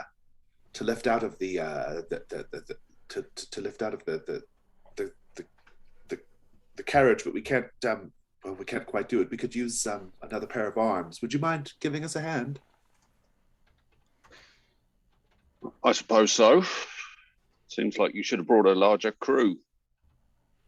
Right. Well, this is all. Never mind that. I'm Fred. He goes to shake your hand. Mr. Pope. Oh, I think Mr. Pope will make very sure to close the door properly behind him as he steps out, wary that this may be some kind of a distraction.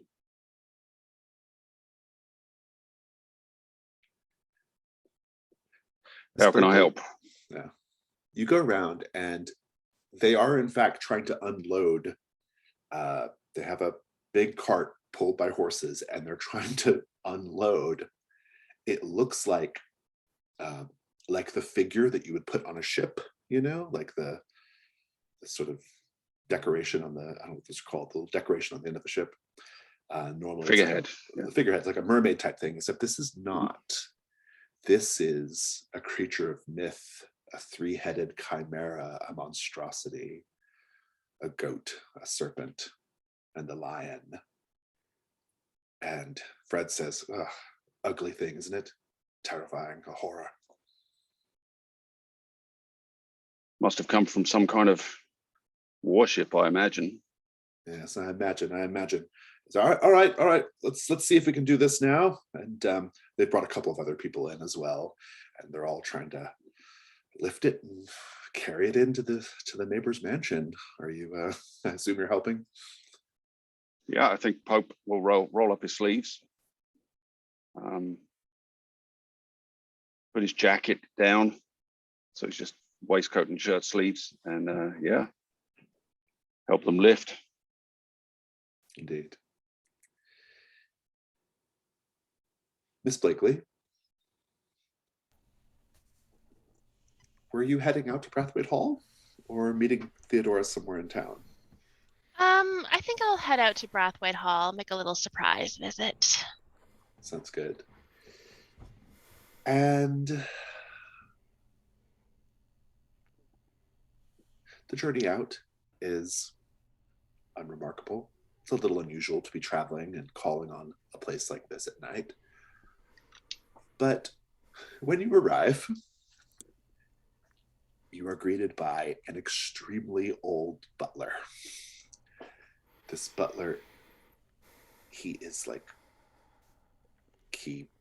says he invites you in to this grand hall, and he says, I shall go and fetch my mistress directly. Please have a seat. And then he walks down the hall. Oh, goodness. Very slowly. This is... He gets about halfway down the hall and he says, I just remembered something. He turns back around. My man, if you just tell me where she is, I'm certain I can introduce myself. No, we must do things the proper way. It'll just be a moment. He walks back. He's going back. He has a drink on a tray. He grabs the tray, says, my mistress likes to have a drink in the evening, and she would be most displeased if I didn't bring this to her. She's already been waiting for some time. You know, I'm certain she would actually be very happy for a surprise from me if I were to bring her the drink, I'm sure. I'm very sorry. I've lost my hearing in recent years. If you'll just have a seat. And he continues down with the tray, down the hall. The Billingsgate Fish Market.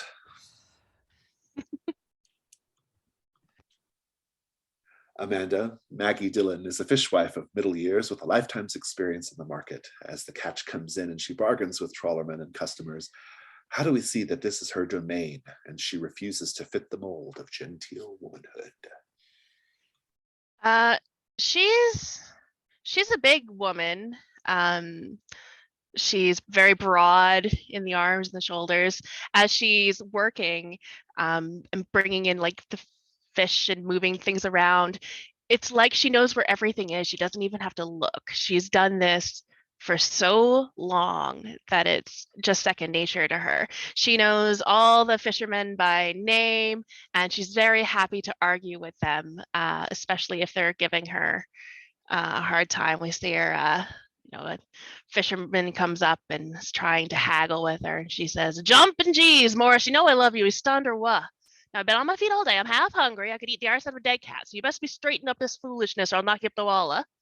And they fishermen, they all laugh, and it's part of the game, part of the fun. Eventually they give her exactly what she wants every single time, and she's sipping on her hot toddy the whole day until it's time to close up shop and head over to the bar and have a nice couple of fingers of some decent whiskey. I love it. Sureshot.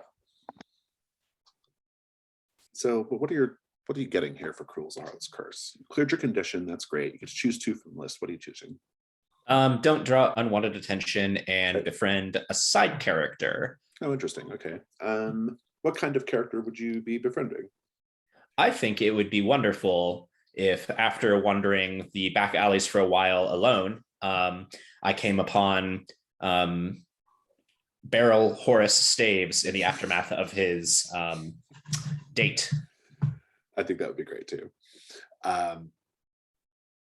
Well, no, because Pope was supposed to be going with him, but maybe he convinced Nina. Anyway, without Pope, I don't know. Maybe Pope was with them for a time and and you came back. excused himself. That's good. Yeah. Yeah, that's good.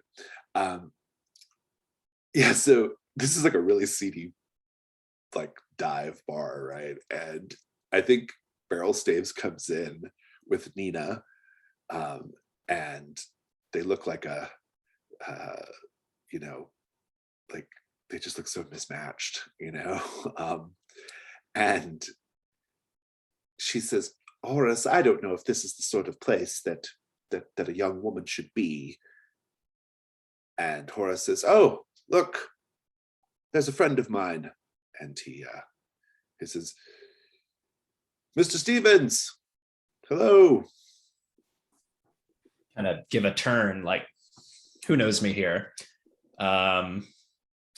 Mr. Staves, is that right? He's like, "Yes, yes. Have you met Nina? She works at the Langham." I don't think that I have had the pleasure. Puts a hand out. She Nina. She says, "Just Nina for now." Nina. So what? She's looking around. She says, "Well, this is well, didn't I see you at the hotel earlier too?" Perhaps I was there with Meryl Staves here, playing a friendly game. She's like, "Yes, well, I suppose. What is everyone drinking?" Well, won't you join me? I've already bought my bottle, and I think it's the same whiskey that they would have poured for the woman of the docks. He pours everybody a shot. Yeah, very good, very good. Yeah, so you just have a little evening of drinking with Beryl Staves and Nina. Are you making Beryl Staves and or Nina the befriended side character? Yeah, I mean, yeah, whoever you think. How's this go over with Nina? I think she's into it. Yeah, she's having fun. Yeah. I think despite her reservations, she's enjoying herself. Yeah. Love is blossoming in the seedy underbelly of London. Awesome. Or and at least tolerance and bemused tolerance is blossoming. So. Right. Yeah. I think I hear about whatever they got up to with Pope and them, and it sounds like a great time. And after a while, I'll excuse myself, but leave them with a bottle of whatever they're having. Yeah, sounds good. Let's cut over to Dr. Noble. So, Dr. Noble, are you going to bring the child alive? If you have to, but Yeah. in your own time. Right. I will note that, like, you can, if you want to roll the dice to see what happens, you can do that, or you can choose. It's up to you. So.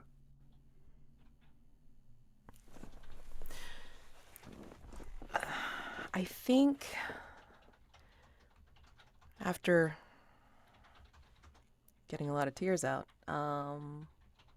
she realizes she's come way too far now. There's no going back. She's collected all of these parts of people, and she has the capacity and she has the equipment and the resources to be able to get this to work. She couldn't save Michael. She's feeling like the emptiness and the grief, and she's letting that drive her decision forward to finish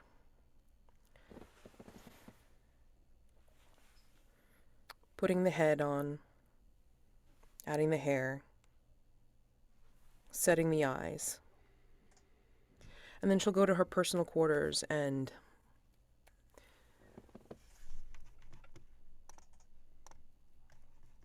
bring out the book of sonnets. As she's working, she's starting to read some of the well-worn pages, the ones that were the favorites. She checks her collection of Grey's Anatomy, just to be sure she's not missing anything basic. She kind of gives a wry smile at her flesh terrarium. Some odd stuff collected in there. And she is looking at what's left of Hazel Beaumont's thread, and then using it for whatever's left. And she pulls out the dusty tome that she got from the basement and notices that in the tome, it has the diagram for the mechanical device in the glass case in the library and explains how to get it out and how to use it and how to add it to her apparatus. So she goes down into the library, breaks into the case, and gathers that material and brings it back to the lab and sees how it can be incorporated into her own notes and her own diagram. And then she sees a weird infusion coming from the gears and the connections that she got from that strange device, enhancing whatever is already there. She can see the electricity crackling. She can see the shades turning from blue to white to green to red. And she flips the final switch. That's a good cut. Pope, you're hauling in this figurehead, and you see all sorts of things, all sorts of furniture and boxes and crates, like lots of evidence of like someone moving in today. But then you hear a strange thing indeed, coming from the lower level, basement level of the house. There are some stairs, and you can kind of hear the sound coming up from those stairs. It's a sound that you recognize very well. It's the sound of a group of men cheering and hooting and hollering as a boxing match takes place down in the basement. What do you do? I turn toward the Fred, the leader of this party, and say, "Are they already moved in here and hosting entertainment?" Says, well, the new owner, I think the new owner has recently returned to London, and I think that he invited some of his old shipmates from the Royal Navy for a bit of party downstairs. It sounds like there might be a bit of boxing going on down there. I was something of a boxer myself in my youth. Go down there and see what they're up to. The group that I saw, they all seemed pretty old. I think if you were to jump into the ring, you'd have a good shot at winning against any of them. Well, I'm not sure it's my place to intrude upon our new neighbours. I wouldn't want to make the wrong impression or get us off on the wrong foot. Well, that's very interesting. Let's cut over to Miss Blakely. Miss Blakely, after some time, the butler, Elmer is his name, comes back into the main hall, and he's approaching you.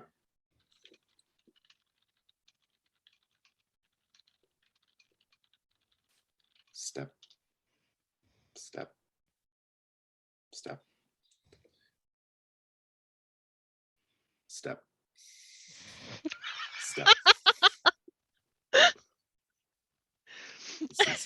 He finally arrives and says, "Mrs. Brathwaite would be happy to see you.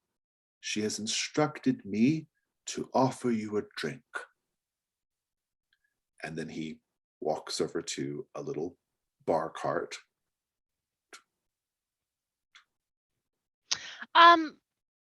Butler, I do insist that I pour my own drink. You see, No. I do insist. No guest of the mistress will pour their own drink. How unbecoming. Very well. Some whiskey, please. Just a couple of fingers. Neat. Of course. And he grabs the bottle. Blakely watches very carefully because she doesn't trust Brathwaite for anything. It's at the bottle and he's shaking it and it's quivering in his hands. He says, looks over his shoulder and says, I'm a bit nervous when people watch me do my work, miss. Oh, I'm sure you're very capable.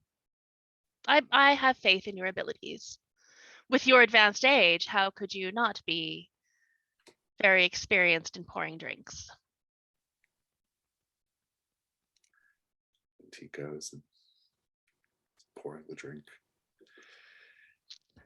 He says, so, how do you know Mrs. Brathwaite? Oh, you know, through this and that.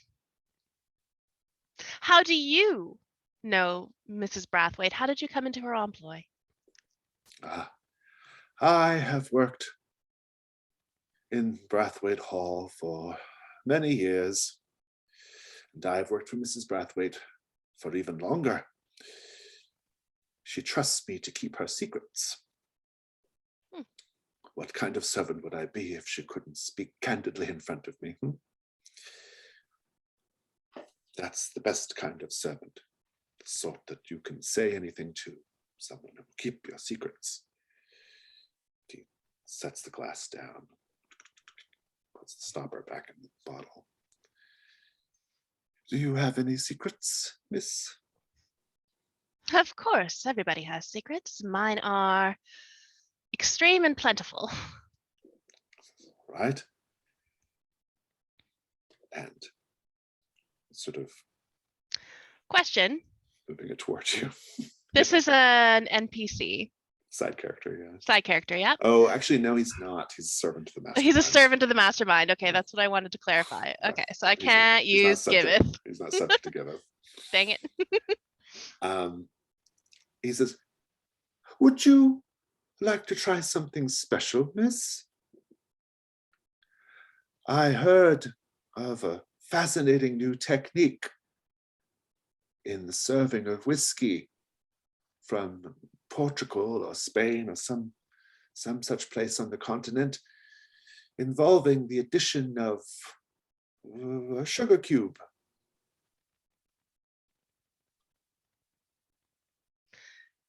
Well, I will take my drink up to wherever Mrs. Brathwaite is, and you can bring the sugar cube up and we can both try it together. Very well, very well. Cutting back over to, it's everybody, let's go to the fish market. Rob, Bridget McKenna is a kitchen maid, one of the first customers to arrive at the market. As she moves between the stalls, how do we see she is desperate to impress her master?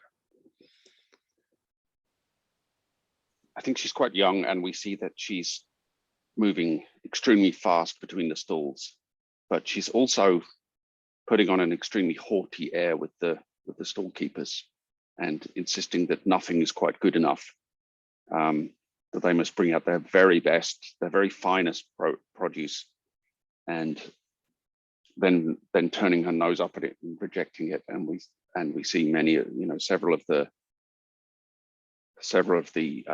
stall keepers grumbling that she thinks she's so much better than them. When she moves on to the next stall, they're kind of rolling their eyes at one another and mocking her airs that she's putting on.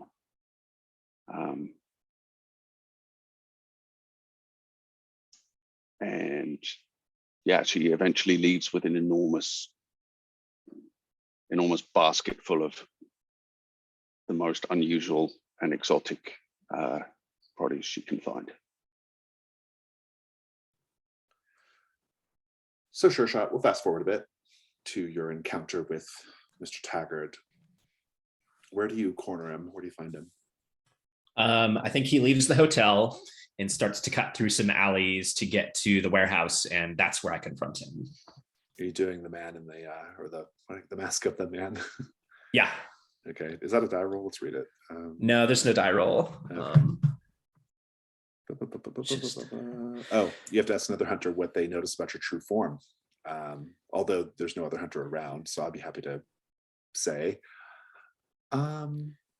Yeah, I'd be curious to know what Taggart notices about my true form and how well he copes with seeing it. Yeah, I think that'd be great. We can do that. Let's talk about Taggart when you encounter him. So he is a squat, stout man. He has a mean, square-jawed face, and he's wearing a three-piece charcoal suit, a red bow tie, and a billycock hat. And when you corner him, he says, Chance, so good to see you. I came calling on Hargrave House the other day to come and let you know that your parents very much would like to see you back in the United States, and well, they've asked me to retrieve you. I know why you're here. What is this Taggart? What does this get up, Chance? This is not like you.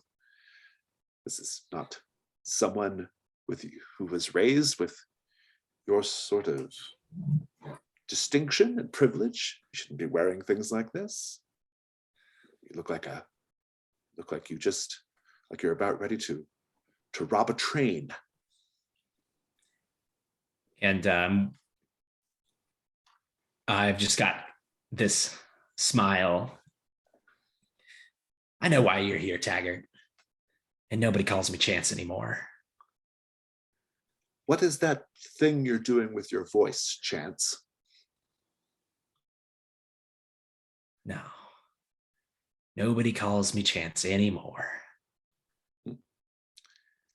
Does he start to see the mask being removed at this point? I think I like throw the duster kind of back behind my holster, like revealing the gun. I don't reckon I need this to stop you, do I? He says, he pulls his own coat back to show his own gun, an 1848 baby dragoon revolver. He says, I really don't want to. I don't think we should be getting in a shootout in our host country streets. Oh, I know what you're doing here. Besides trying to get me. That gun won't stop me, even if you tried. I don't think I'll need this to stop you either. Start to remove the mask. We'll come back to that. I think I want to check in with Dr. Noble last, actually. So let's go to Pope. So Pope, this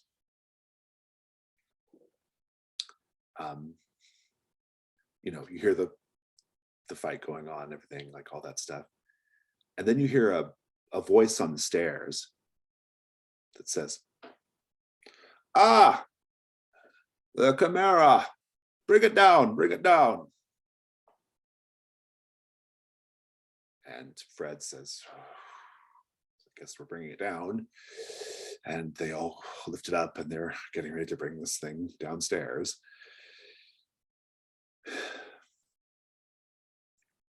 I think my curiosity will get the better of me and I'll help them. Use that as an excuse to go down and see what's going on. You get down there into the basement of this mansion and you can see that the first thing you're hit with is a very, very strong smell of fresh paint. And when you get down into the basement, you can see that the walls have been painted as if they're like a blue sky with clouds and ocean waves all around. And there's a captain's wheel in the basement set up. And there's a little fighting ring there as well. And in the corners have been hung some decorative sails. And this man who was directing the figurehead to be brought down, he's tall, broad-shouldered, older, very heavy jowls, kind of a distant look, though, a sheen of sweat. And he's a little bit kind of a state of half dress because it looks like he was just involved in boxing. He says, very good, very good. Well, welcome to topside of the HMS Chimera. Just set that over there, please. And Fred will guide you all. What do you do while you're down there? I take a look at what's going on in the boxing ring for sure. Yeah, all the men down here are quite old. They're all like gray haired. They're all wearing their undershirts or no shirts at all, sweaty and drinking rum, and a couple of them are like painting the scene on the walls. There's just a very strong smell of paint and body odor, and these sort of like graying men. And two of the fighters, or the two of the men who are fighting, they're sitting in the corners of this little makeshift ring, and they clink together 2 flagons of rum to sort of salute each other. Yeah, that's what's going on. Yeah, I think Pope would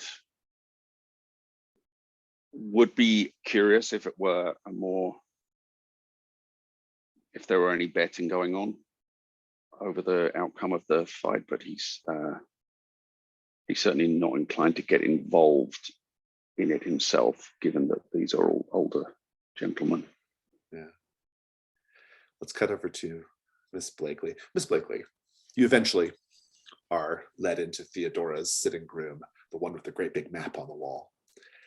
And she's sitting in her chair. She says, Miss Blakely, can I call you Beryl? Blakely is fine. I quite like Beryl, like a barrel of rum. Yo ho ho. Yes, well, you are the pirate queen, so you would know about that, wouldn't you? Yes, I would. Yes, I would. Please sit. And Blakely sits down. Did Elmer try to poison you? Yes. I suggested he should bring the poison up so we could both try it. Apologies. That wasn't my doing. He just does what he does. He's very loyal, you know. Well, it does seem loyalty is all good and such, but he does seem a little on the extremely old side. Well, you can do better than that, and you know it. Oh, the place sort of takes care of itself, Miss Blakely. And she's very like in a kind of like she doesn't look quite as done up as usual. Her hair's down, you know, and she's in sort of like a sapphire blue dressing gown. And she says, "You've caught me in a bit of a state of undress, I'm afraid." Well, I can't say I have any problems with that. You look beautiful as always, my dear. How did you like my gift earlier this evening with the portrait? Oh, I'm afraid that didn't end well at all. Oh, goodness. And I suppose there's no portrait to be seen? No, I don't think that one's going to be hung in any galleries anytime soon.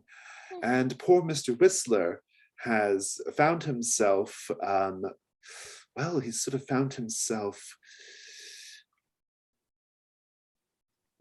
sort of in a predicament.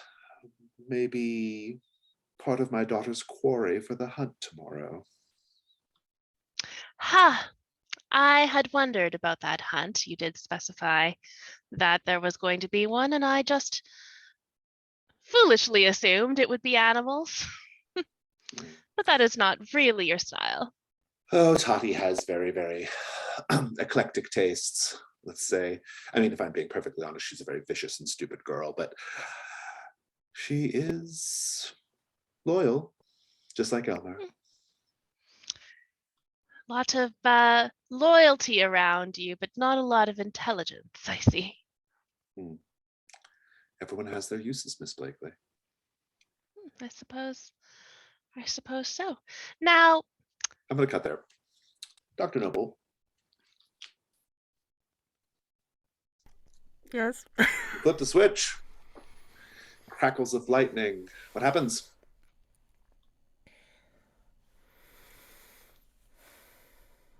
You can see the current go through the pattern and then flow through the cords, wires, pipes, whatever's attached to the slab. And the body on the table is experiencing all of that energy flowing through it. And underneath the skin, which, like, again, everything has been done with the preserving fluid just to keep it, supple and fresh. You can actually see the energy coursing through underneath the skin as well as above. And as the meters rise and the gauges move rapidly, she can start to see visible movement from the chest and the belly as the child takes its first breath and opens its eyes. Very good. Our last stop at the fish market is for everyone. Before dawn has broken, the market is already bustling. Describe a moment in which the loud, messy industry of the market reflects that of London as a whole. You see flashes of, as the fish is being dumped out from nets and from baskets into the market stalls, and then the flapping fish and the wide eyes, glassy eyes, dead eyes, reflected into a cut of London's busiest traffic, the wide eyes, the glassy eyes, and the flapping of the tongues and the yelling of the populace, and just lots of wet flapping of bodies.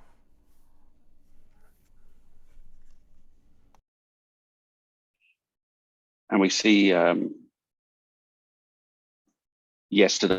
remains of yesterday's catch being disposed of, just tipped into actually it's probably several days old catch, because yesterday's catch might be sold off to those who can't afford the freshest of fish. But we see the kind of half rotted remains of the fish that's now too old to sell just being tipped into the Thames by the cartload. And this, as the people browsing the fresh produce higher up are moving through unaware of this kind of tremendous stench of rotten fish is rising up from where all this refuse is being dumped straight into the river. if you were to look at this market from far above, from the bird's eye, you would see that just like in the city itself, there are different sections. There are the stalls where the people shopping for, the rich people, those are the stalls over here. The stalls where the people from, the Limehouse district, they're kind of more over here. There's a strange segregation that is happening by class in this market. And it does form a same sort of pattern that it does in the city itself, if you were to look at how the neighborhoods sort of lie out in London.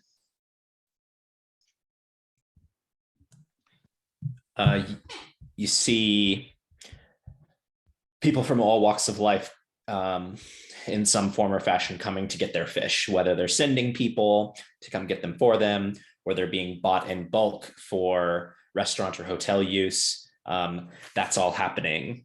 And the fish is being distributed throughout the city. And it moves from straight on the docks to places further in for resale or for repurpose into cooked food and things like that. And it just the camera just follows the view just follows the fish as they permeate deeper and deeper into the city, into stalls and into restaurants, into hotel kitchens, and then out onto the plate where it's served to the finest patrons. Taggart is looking at you, and I don't know if we necessarily know what he sees, but we see his reaction. His face goes pale.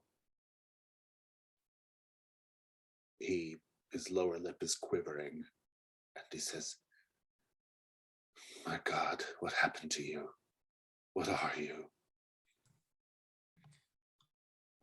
The people here don't need you. I don't need you. Go back where you came from. But I have a bounty. I've got to collect my bounty. I can't. It will go worse if you try. Not just for you, but for all your schemes. For Brathwaite and your alleged sapphire mining. He says, "Fine, I'll leave.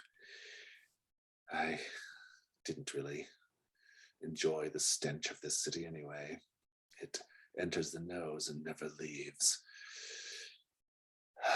Your parents won't stop you now." And there's a great huffing sound, like a beast inhaling the air. The stench is no worse than America. And then we see Sureshot putting the mask back on. But you best get while the getting's good. And he gets. Miss Blakely, Theodora says, "Will you and the other residents of Hargrave House be joining me here when the Queen is staying with us?" Oh, and when is that? "Oh, soon enough, soon enough. I think you know, next week." Yes. Well, I suppose if you are giving us an invitation, I can't imagine we'll turn it down. At least some of us will show up. I'm not certain about others. You might not want. Well, Dr. Noble is a little on the frail side. She might not be up to quite the entertainment that I'm sure that you are about to bestow upon us. Perhaps not. I must confess, I haven't really been following Dr. Noble's work very closely. I find her to be a very, very touched and troubled woman. And you are quite right, Mrs. Brathwaite, as always. She is very, well, let's not talk about her. Let's talk about you. Oh, me. I'm very interested in what you are doing these days. What projects, what hobbies do you have on the go? Oh, It seems like it's been a long time since we've caught up, you know. I think we'll have plenty of time to discuss that next week. Miss Blakely. She says, "I am much more interested in talking about your new neighbor over on Belgrave Square. Ha, Have you had a chance to meet him yet?" I wasn't aware we even had a new neighbor. Is he affluent? He is the man who captured me when I was 16 years old. Good God, and he's still alive. Yes, well, we're old friends now. Huh. That's how these things go sometimes. Rivals become friends. Don't you think, Miss Blakely? I do think, in fact, and sometimes the other way around. Well, what are we right now? Rivals or friends? Oh, Miss Brathwaite, friends, of course, as always. Well, let's go upstairs and do the sorts of things that friends do. I cannot say no to an invitation like that. And Blakely cheers her glass and knocks it back. Theodora says, she's like looking like with a look of anticipation on her face. He did not poison my drink. Very good. Well, I always like to wait a few beats. Yes, let's go upstairs. Pope, you feel a pair of hands quite suddenly on your shoulder. And this man who seems to be in charge of everything, the owner of the mansion, the new owner, he says, "You're the man over at Hargrave House, my neighbor, yes?" I am, sir. I was asked to assist with moving your figurehead. Oh, I thank you very much for the effort. I'm Vice Admiral Thaddeus Flagg. And he goes to shake your hand. An honor, sir. I believe I saw you once before at Cremorne Gardens. Yes, I do a bit of a pantomime with Mrs. Brathwaite from time to time, reliving our glory days. Do you know Mrs. Brathwaite? I've met the lady in question, sir, yes. Yes. Well, I wonder, since you're here, if I might trouble you. Until I get settled over the next few days, I'm going to need some help around the house. Maybe you wouldn't mind splitting your time for a bit. I'm afraid my employer's work is at a critical stage at the moment, and she needs my constant attention. I have to offer my apologies, but I'm unable to spare any time at the moment. Ah, very well. I can respect someone not leaving their post, as it were. Thank you, sir. I appreciate your understanding. Dr. Noble, what's happening? And then, well, She's waiting at the side of the table with bated breath. She sees the child's eyes fly open and the breath being taken. And then, amazingly enough, the limbs are moving fluidly. She can start to see the testing of fingers, and the wiggle of toes, and the knees bending and moving, and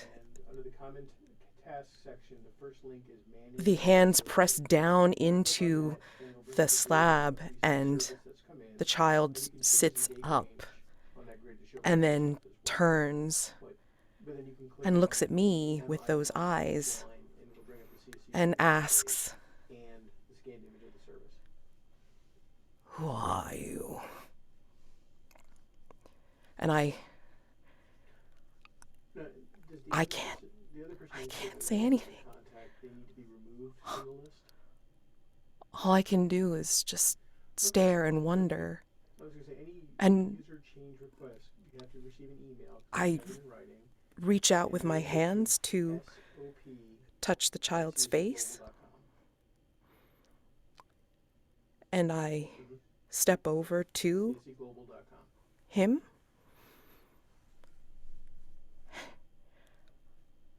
I am your mother.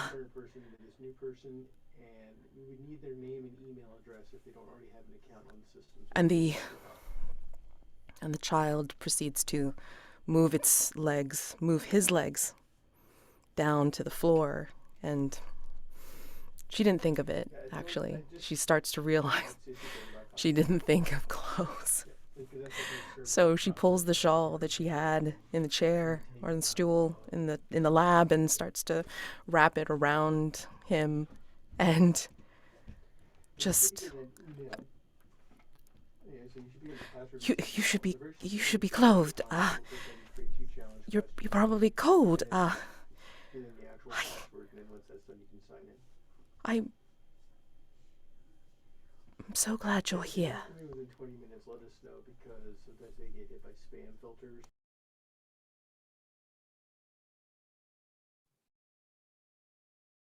So then this is the first option.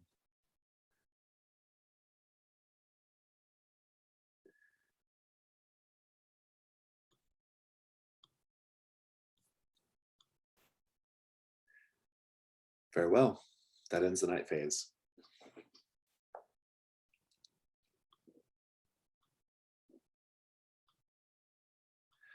Head up to the dawn.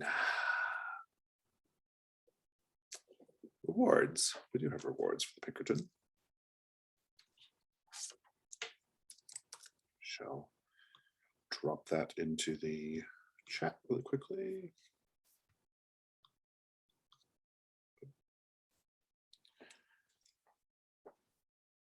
There are two named ones. One is the baby dragoon, and the other is are his side knives. And then we have a memento. Otherwise, everyone can choose those as you wish.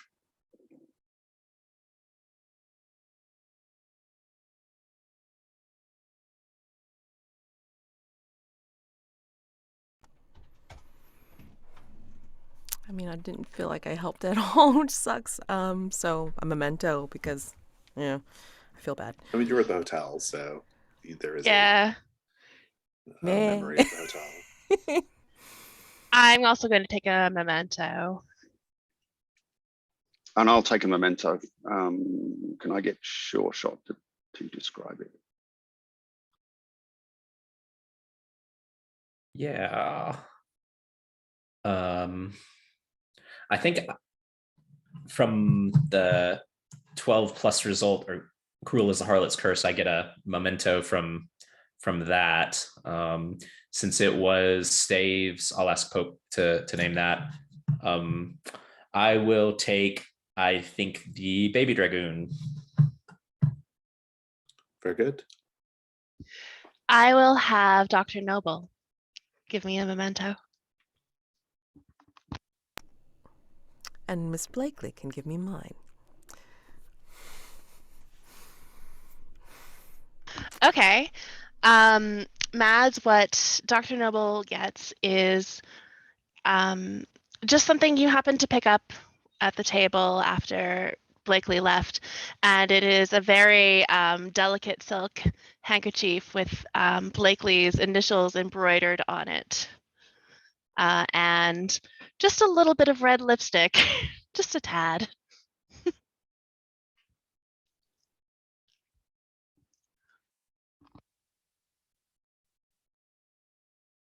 More a memento of our fight than anything, but still.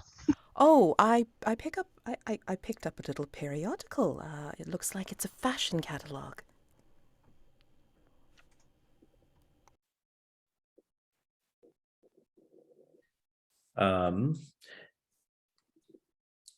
Pope finds in his personal quarters, somehow somebody has moved this great big stack of newspapers. They're from all over, not just London.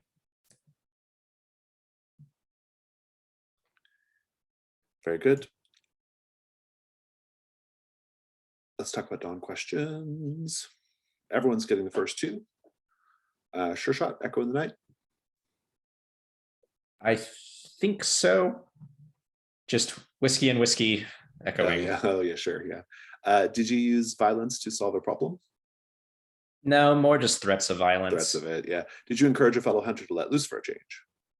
Yeah, I think we kind of had a party at a fancy hotel. Yeah, I like that. So you got those all squared away. Let's go to Pope, Echo in the Night. I don't think so. Did you have a scene showing her secret private life in London? I think the fact that I was able to introduce Sureshot to the members of the irregulars and the informals, yeah. Oh, and also just the way that you the whole thing with Nina and Barrel States, I think probably right is part of that for sure. Did you demonstrate obsequious behavior towards your employer in front of others? I think with Admiral Flag, you definitely did, for sure. Right. Let's go to Dr. Noble. Did you experience an echo in the night, Dr. Noble? I don't think I did. No. Did you secretly engage it? Yes, you definitely did that. Yeah. And the second, you did the third and fourth, in fact. Yeah. Didn't you tie something together with the kind of the description of the dead eyes of the fish and the eyes of the child? Oh yeah, I thought that's what you were doing. Oh, okay. I thought I mean, that was completely accidental. I was yeah. Yeah, I thought that's what you were doing too. I thought that's that was completely accidental, but I'll take it. Take it. Listen, maybe you were just feeling that echo. That's how it's supposed to go. It says should be a lot of echo, somewhat subtle, right, or somewhat subconscious. Miss Blakely, did you experience an echo in the night? Well, it was heavy-handed, but again, whiskey, and also looking at the patterns, referencing patterns in society. Did you express a clear preference for the beautiful over the mundane? Vaguely talking about how beautiful this hotel is and how nice it was to be there, and unfortunately, Dr. Noble's outfit doesn't really match up to the beauty of the hotel. I agree. Did you secretly show a vulnerable side? Yes, you did. How secret it was. I tried. Yeah. No, I think to both, really, Dr. Noble and Theodora in a way. So that was great. Fabulous. Let's keep going. You can mark new Dawn questions if you wish. And I think we have one Janus Mask prompt remaining. I was going to do my Mask of the Past, which is to, let me find the prompt quickly. It was to narrate a scene showing when your employer behaved in a way that was utterly indifferent to your dignity. I just have a quick one in mind here where we see a slightly younger Dr. Noble, who was not yet a doctor. And she is up to town for a day shopping. She's actually at the point of just having been accepted to her medical training. And Pope is with her. And Dr. Noble is full of life and so excited and bouncing with joy at the prospect of the future that awaits her. And she's loading Pope's arms up with medical equipment and the books that she needs to take with her. And then she also insists on going shopping for clothes. And Pope considers this, he's slightly embarrassed by the fact that he's being asked to accompany her selecting clothes. But yeah, she finds that iconic red waistcoat and asks Pope how she looks. Good. And that concludes our session. Let's do stars and wishes. I have a lot to go first. Yeah, stars. Go for it. Just like everything with Dr. Noble was wonderful. Just what a culmination to that character's arc. And I loved the kind of veiled infighting between Dr. Noble and Miss Blakely as well. That was great. And yeah, I think just overall that was probably the best session we've had so far. It was like really intense, and there were some kind of fun, lighter moments to break it up, but there was a lot of like real drama there. And despite the fact that there was nothing really supernatural apart from Mr. Stevens' reveal, which was also great to scare off the Pinkerton agent. So yeah, just, I don't know, stars all around. This was an amazing session. Oh, and special star for Lady Brathwaite's butler, who I thoroughly enjoyed. Oh, Elmer. Yeah, I second all of that. I really loved all this stuff with Dr. Noble because it is such an important moment in that playbook's story arc, right? And I think that Madge did a great job of like making the lead up to that feel very special and important in the story. So I was really, really happy with that. And it was also a very just moving story. It's really, really good. Yeah, I'm also a big fan of Sureshot and how he handled Taggart. I thought that was really great. I continue to enjoy Theodora and Miss Blakely's sort of like rivalry. In a lot of ways, like Miss Blakely's kind of standing in for the Explorer a little bit in terms of like the rivalry between the, there's always has to be kind of like a more kind of a rival with the mastermind, right? So that was really great. Elmer was fun to play. I very much enjoy Elmer. Yeah, the moments of levity were really great fun, like the poker. Nina was very funny to fun to kind of inhabit. Yeah, somebody good. I think it was the best session. It's way up there at least. Yeah, I had a great time. It's good stuff. I have lots of stars as well. Basically everything everyone said, the whole thing. I loved the scene with Pope and Nina. I thought it was just grand fun. It was so good. With Pope just trying to sell this big unit of a guy as a potential, suitor. Big stars for David for the poker scene. That was also a lot of fun. Just watching Sureshot get into it, but also trying to create this distraction. Mads, thank you for going along with the passive aggressive fight, and thank you for schooling Blakely so solidly because she deserves it. It's wonderful. I loved all the Dr. Noble stuff, of course. It's so exciting to see what's going to happen with the child at any time. So that was really, really beautiful. I loved David's scenes with Taggart. I loved everything about how Sureshot dealt with that situation. It was just, yeah, this was a very fun thing. I also really liked how Pope dealt with Admiral Flagg and all of that situation. That's probably going to be fine and not terrible. Probably. I'm sure there's nothing suspicious going on down in that basement. Nah. Probably not. No. What I thought was really interesting about that was I thought that maybe we were losing Pope because we might be losing Dr. Noble. And so I was thinking about like introducing Flagg, but like just to Pope, so that it's almost like Pope sort of like maybe falling away as an investigator and maybe even like being wrapped up with Flagg in some way, since Pope would fall to me to be a character to play, right? So I was sort of like angling towards that a little bit, but now it's even more interesting that Dr. Noble's not immediately retiring, right? And so yeah, it's intriguing. Yeah, but it was really fun to very fun to sort of start to portray the HMS Chimera and Admiral Flagg and all that. So it was great fun.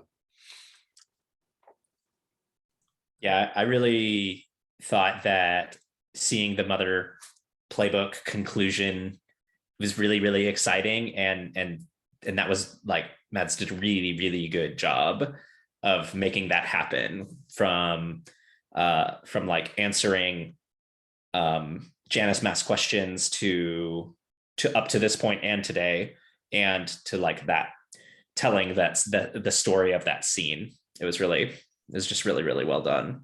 The Blakely Marissa Noble scene where they're having it out over the Most Beloved was wonderful. That was like living for that scene. It was so good. I really enjoyed Pope's interactions that Rob was doing with Jason's Admiral Flagg, Vice Admiral Flagg. It was like, this is good. This felt like the episode before the finale of the TV show. That's what I think that's, yeah. I think that's right. I intended for it to feel like setting up like the next season, right? Yeah. So. Yeah, it was really nice to get to do the American thing, but kind of on our own terms a little bit. So that was really fun. That was cool to get to use a few different moves to get there. That was neat. So that was a delight to do, and I'm glad that it worked out, and resolved the Pinkerton threat in that way. I mean, sorry. I'm such a fan of working with all of you that, I mean, I've been going back and forth just kind of rewatching stuff because I also needed to remind myself like what all I said because it's like that's how I build up a story, and like most of it was by accident. It's like I didn't even start really thinking about the last 3 questions until this week. And one of the things that I love about really good shows is the ability to do good callbacks. And I wanted to make sure that when I did these last 3 questions for the Mask of the Past, that they were going to be calling back to a lot of stuff that came up before. And I really appreciate you guys indulging me in that because I was just like, it didn't feel like it could be any other way. I mean, like me stumbling through it would have been dishonest to the character. And I mean, like noticing all the different things that everybody does, like between Amanda doing Miss Blakely, and it's like that little villainy just keeps on building up, not just because she's the undeniable, but because it's just her, the character just like wanting to take digs and just being her. And then David, one of the wonderful things about you doing your character is that there are some things that you just have these one-liners that are just perfect. This one was like, for this, I think this episode was like the one about the get going or something. I mean, it was great. And then Rob, I mean, thank you for going along with my crap. And Jason, thank you very much for having this game, because this is my ultimate role-playing experience, to be able to live in a character and be able to develop her as well as she has. And I'm not saying it's like it's totally done, because I would like to do like the last few questions, but we'll see where it goes. You've got some more room, so that's I mean, there's space left. I think that's what's nice about it. You get to kind of choose when and how you do things, Yeah. I have to say, Star for I really just enjoyed I really enjoyed today seeing the game's mechanics push the story, right? Like engaging with Janice Mask, engaging with the Reaver's last victim question, like we're just engaging with all that stuff, just seeing just the unseens, like just seeing how the world built out, like every part of the game was kind of like being worked with today in a lot of ways. And so it's just really enjoyable to see how it drives the story. And so that was very enjoyable. And it like when I wrote the game, I knew what I was doing. I had very clear design intentions when I was doing it, but it's very gratifying to know that it like delivers in the way you want it to, like I knew it could, and I know it will, but it's like nice to have that confirmation with people at the table actually making it happen. So that's always very nice. So yeah, thank you for that. Any other stars or wishes? I don't know if we've really done wishes. I'll just say my wish. Next week is the Mastermind threat, so that'll be fun. Very excited to see how that goes. I don't think you're going to finish it in one go. It'll probably take 2 sessions, but we'll see. I can't wait for this hunt. I've not had a chance to do it in any of my other games. I've never seen it. Like I've met Tatiana once, and then she got killed by a vampire. So I'm just really excited about how this is all going to go down. I'm also really excited to see what the child is like. Yeah, that's going to be great. So when I run Brathwaite Hall, I don't do the day-night phase structure at Brathwaite Hall, and we don't do the unseen because we're not in London anymore, right? So it's going to be like it's going to feel different, but I think it's going to be really great. So yeah. Just a question. Yeah. Oh, sorry. How does the mechanic work with like child's alive now? So that's the thing. I think there's a couple of ways of handling it.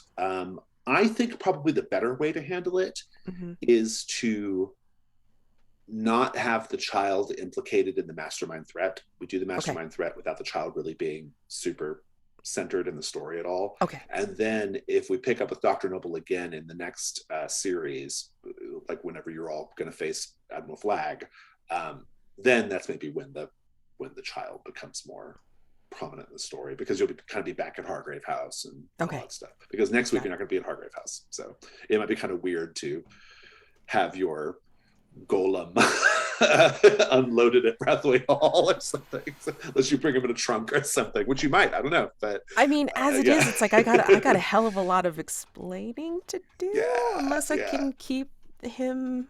Yeah, exactly. I mean, you can always make day trips back to Hargrave House. Oh, okay. You know, and come back as well. Like, it's not like you have to stay at Brathwaite Hall, right? But she probably doesn't want me anyway. It's fine. but since you've chosen since it sounds like you chose the one where they're alive, they love you, and you get to add the Dawn question, which is, did you teach the child a lesson about what it means to be human, right? Is that the one you're going with ultimately? Yes. So yeah, I mean, that's just mechanically, it's just that Dawn question, right?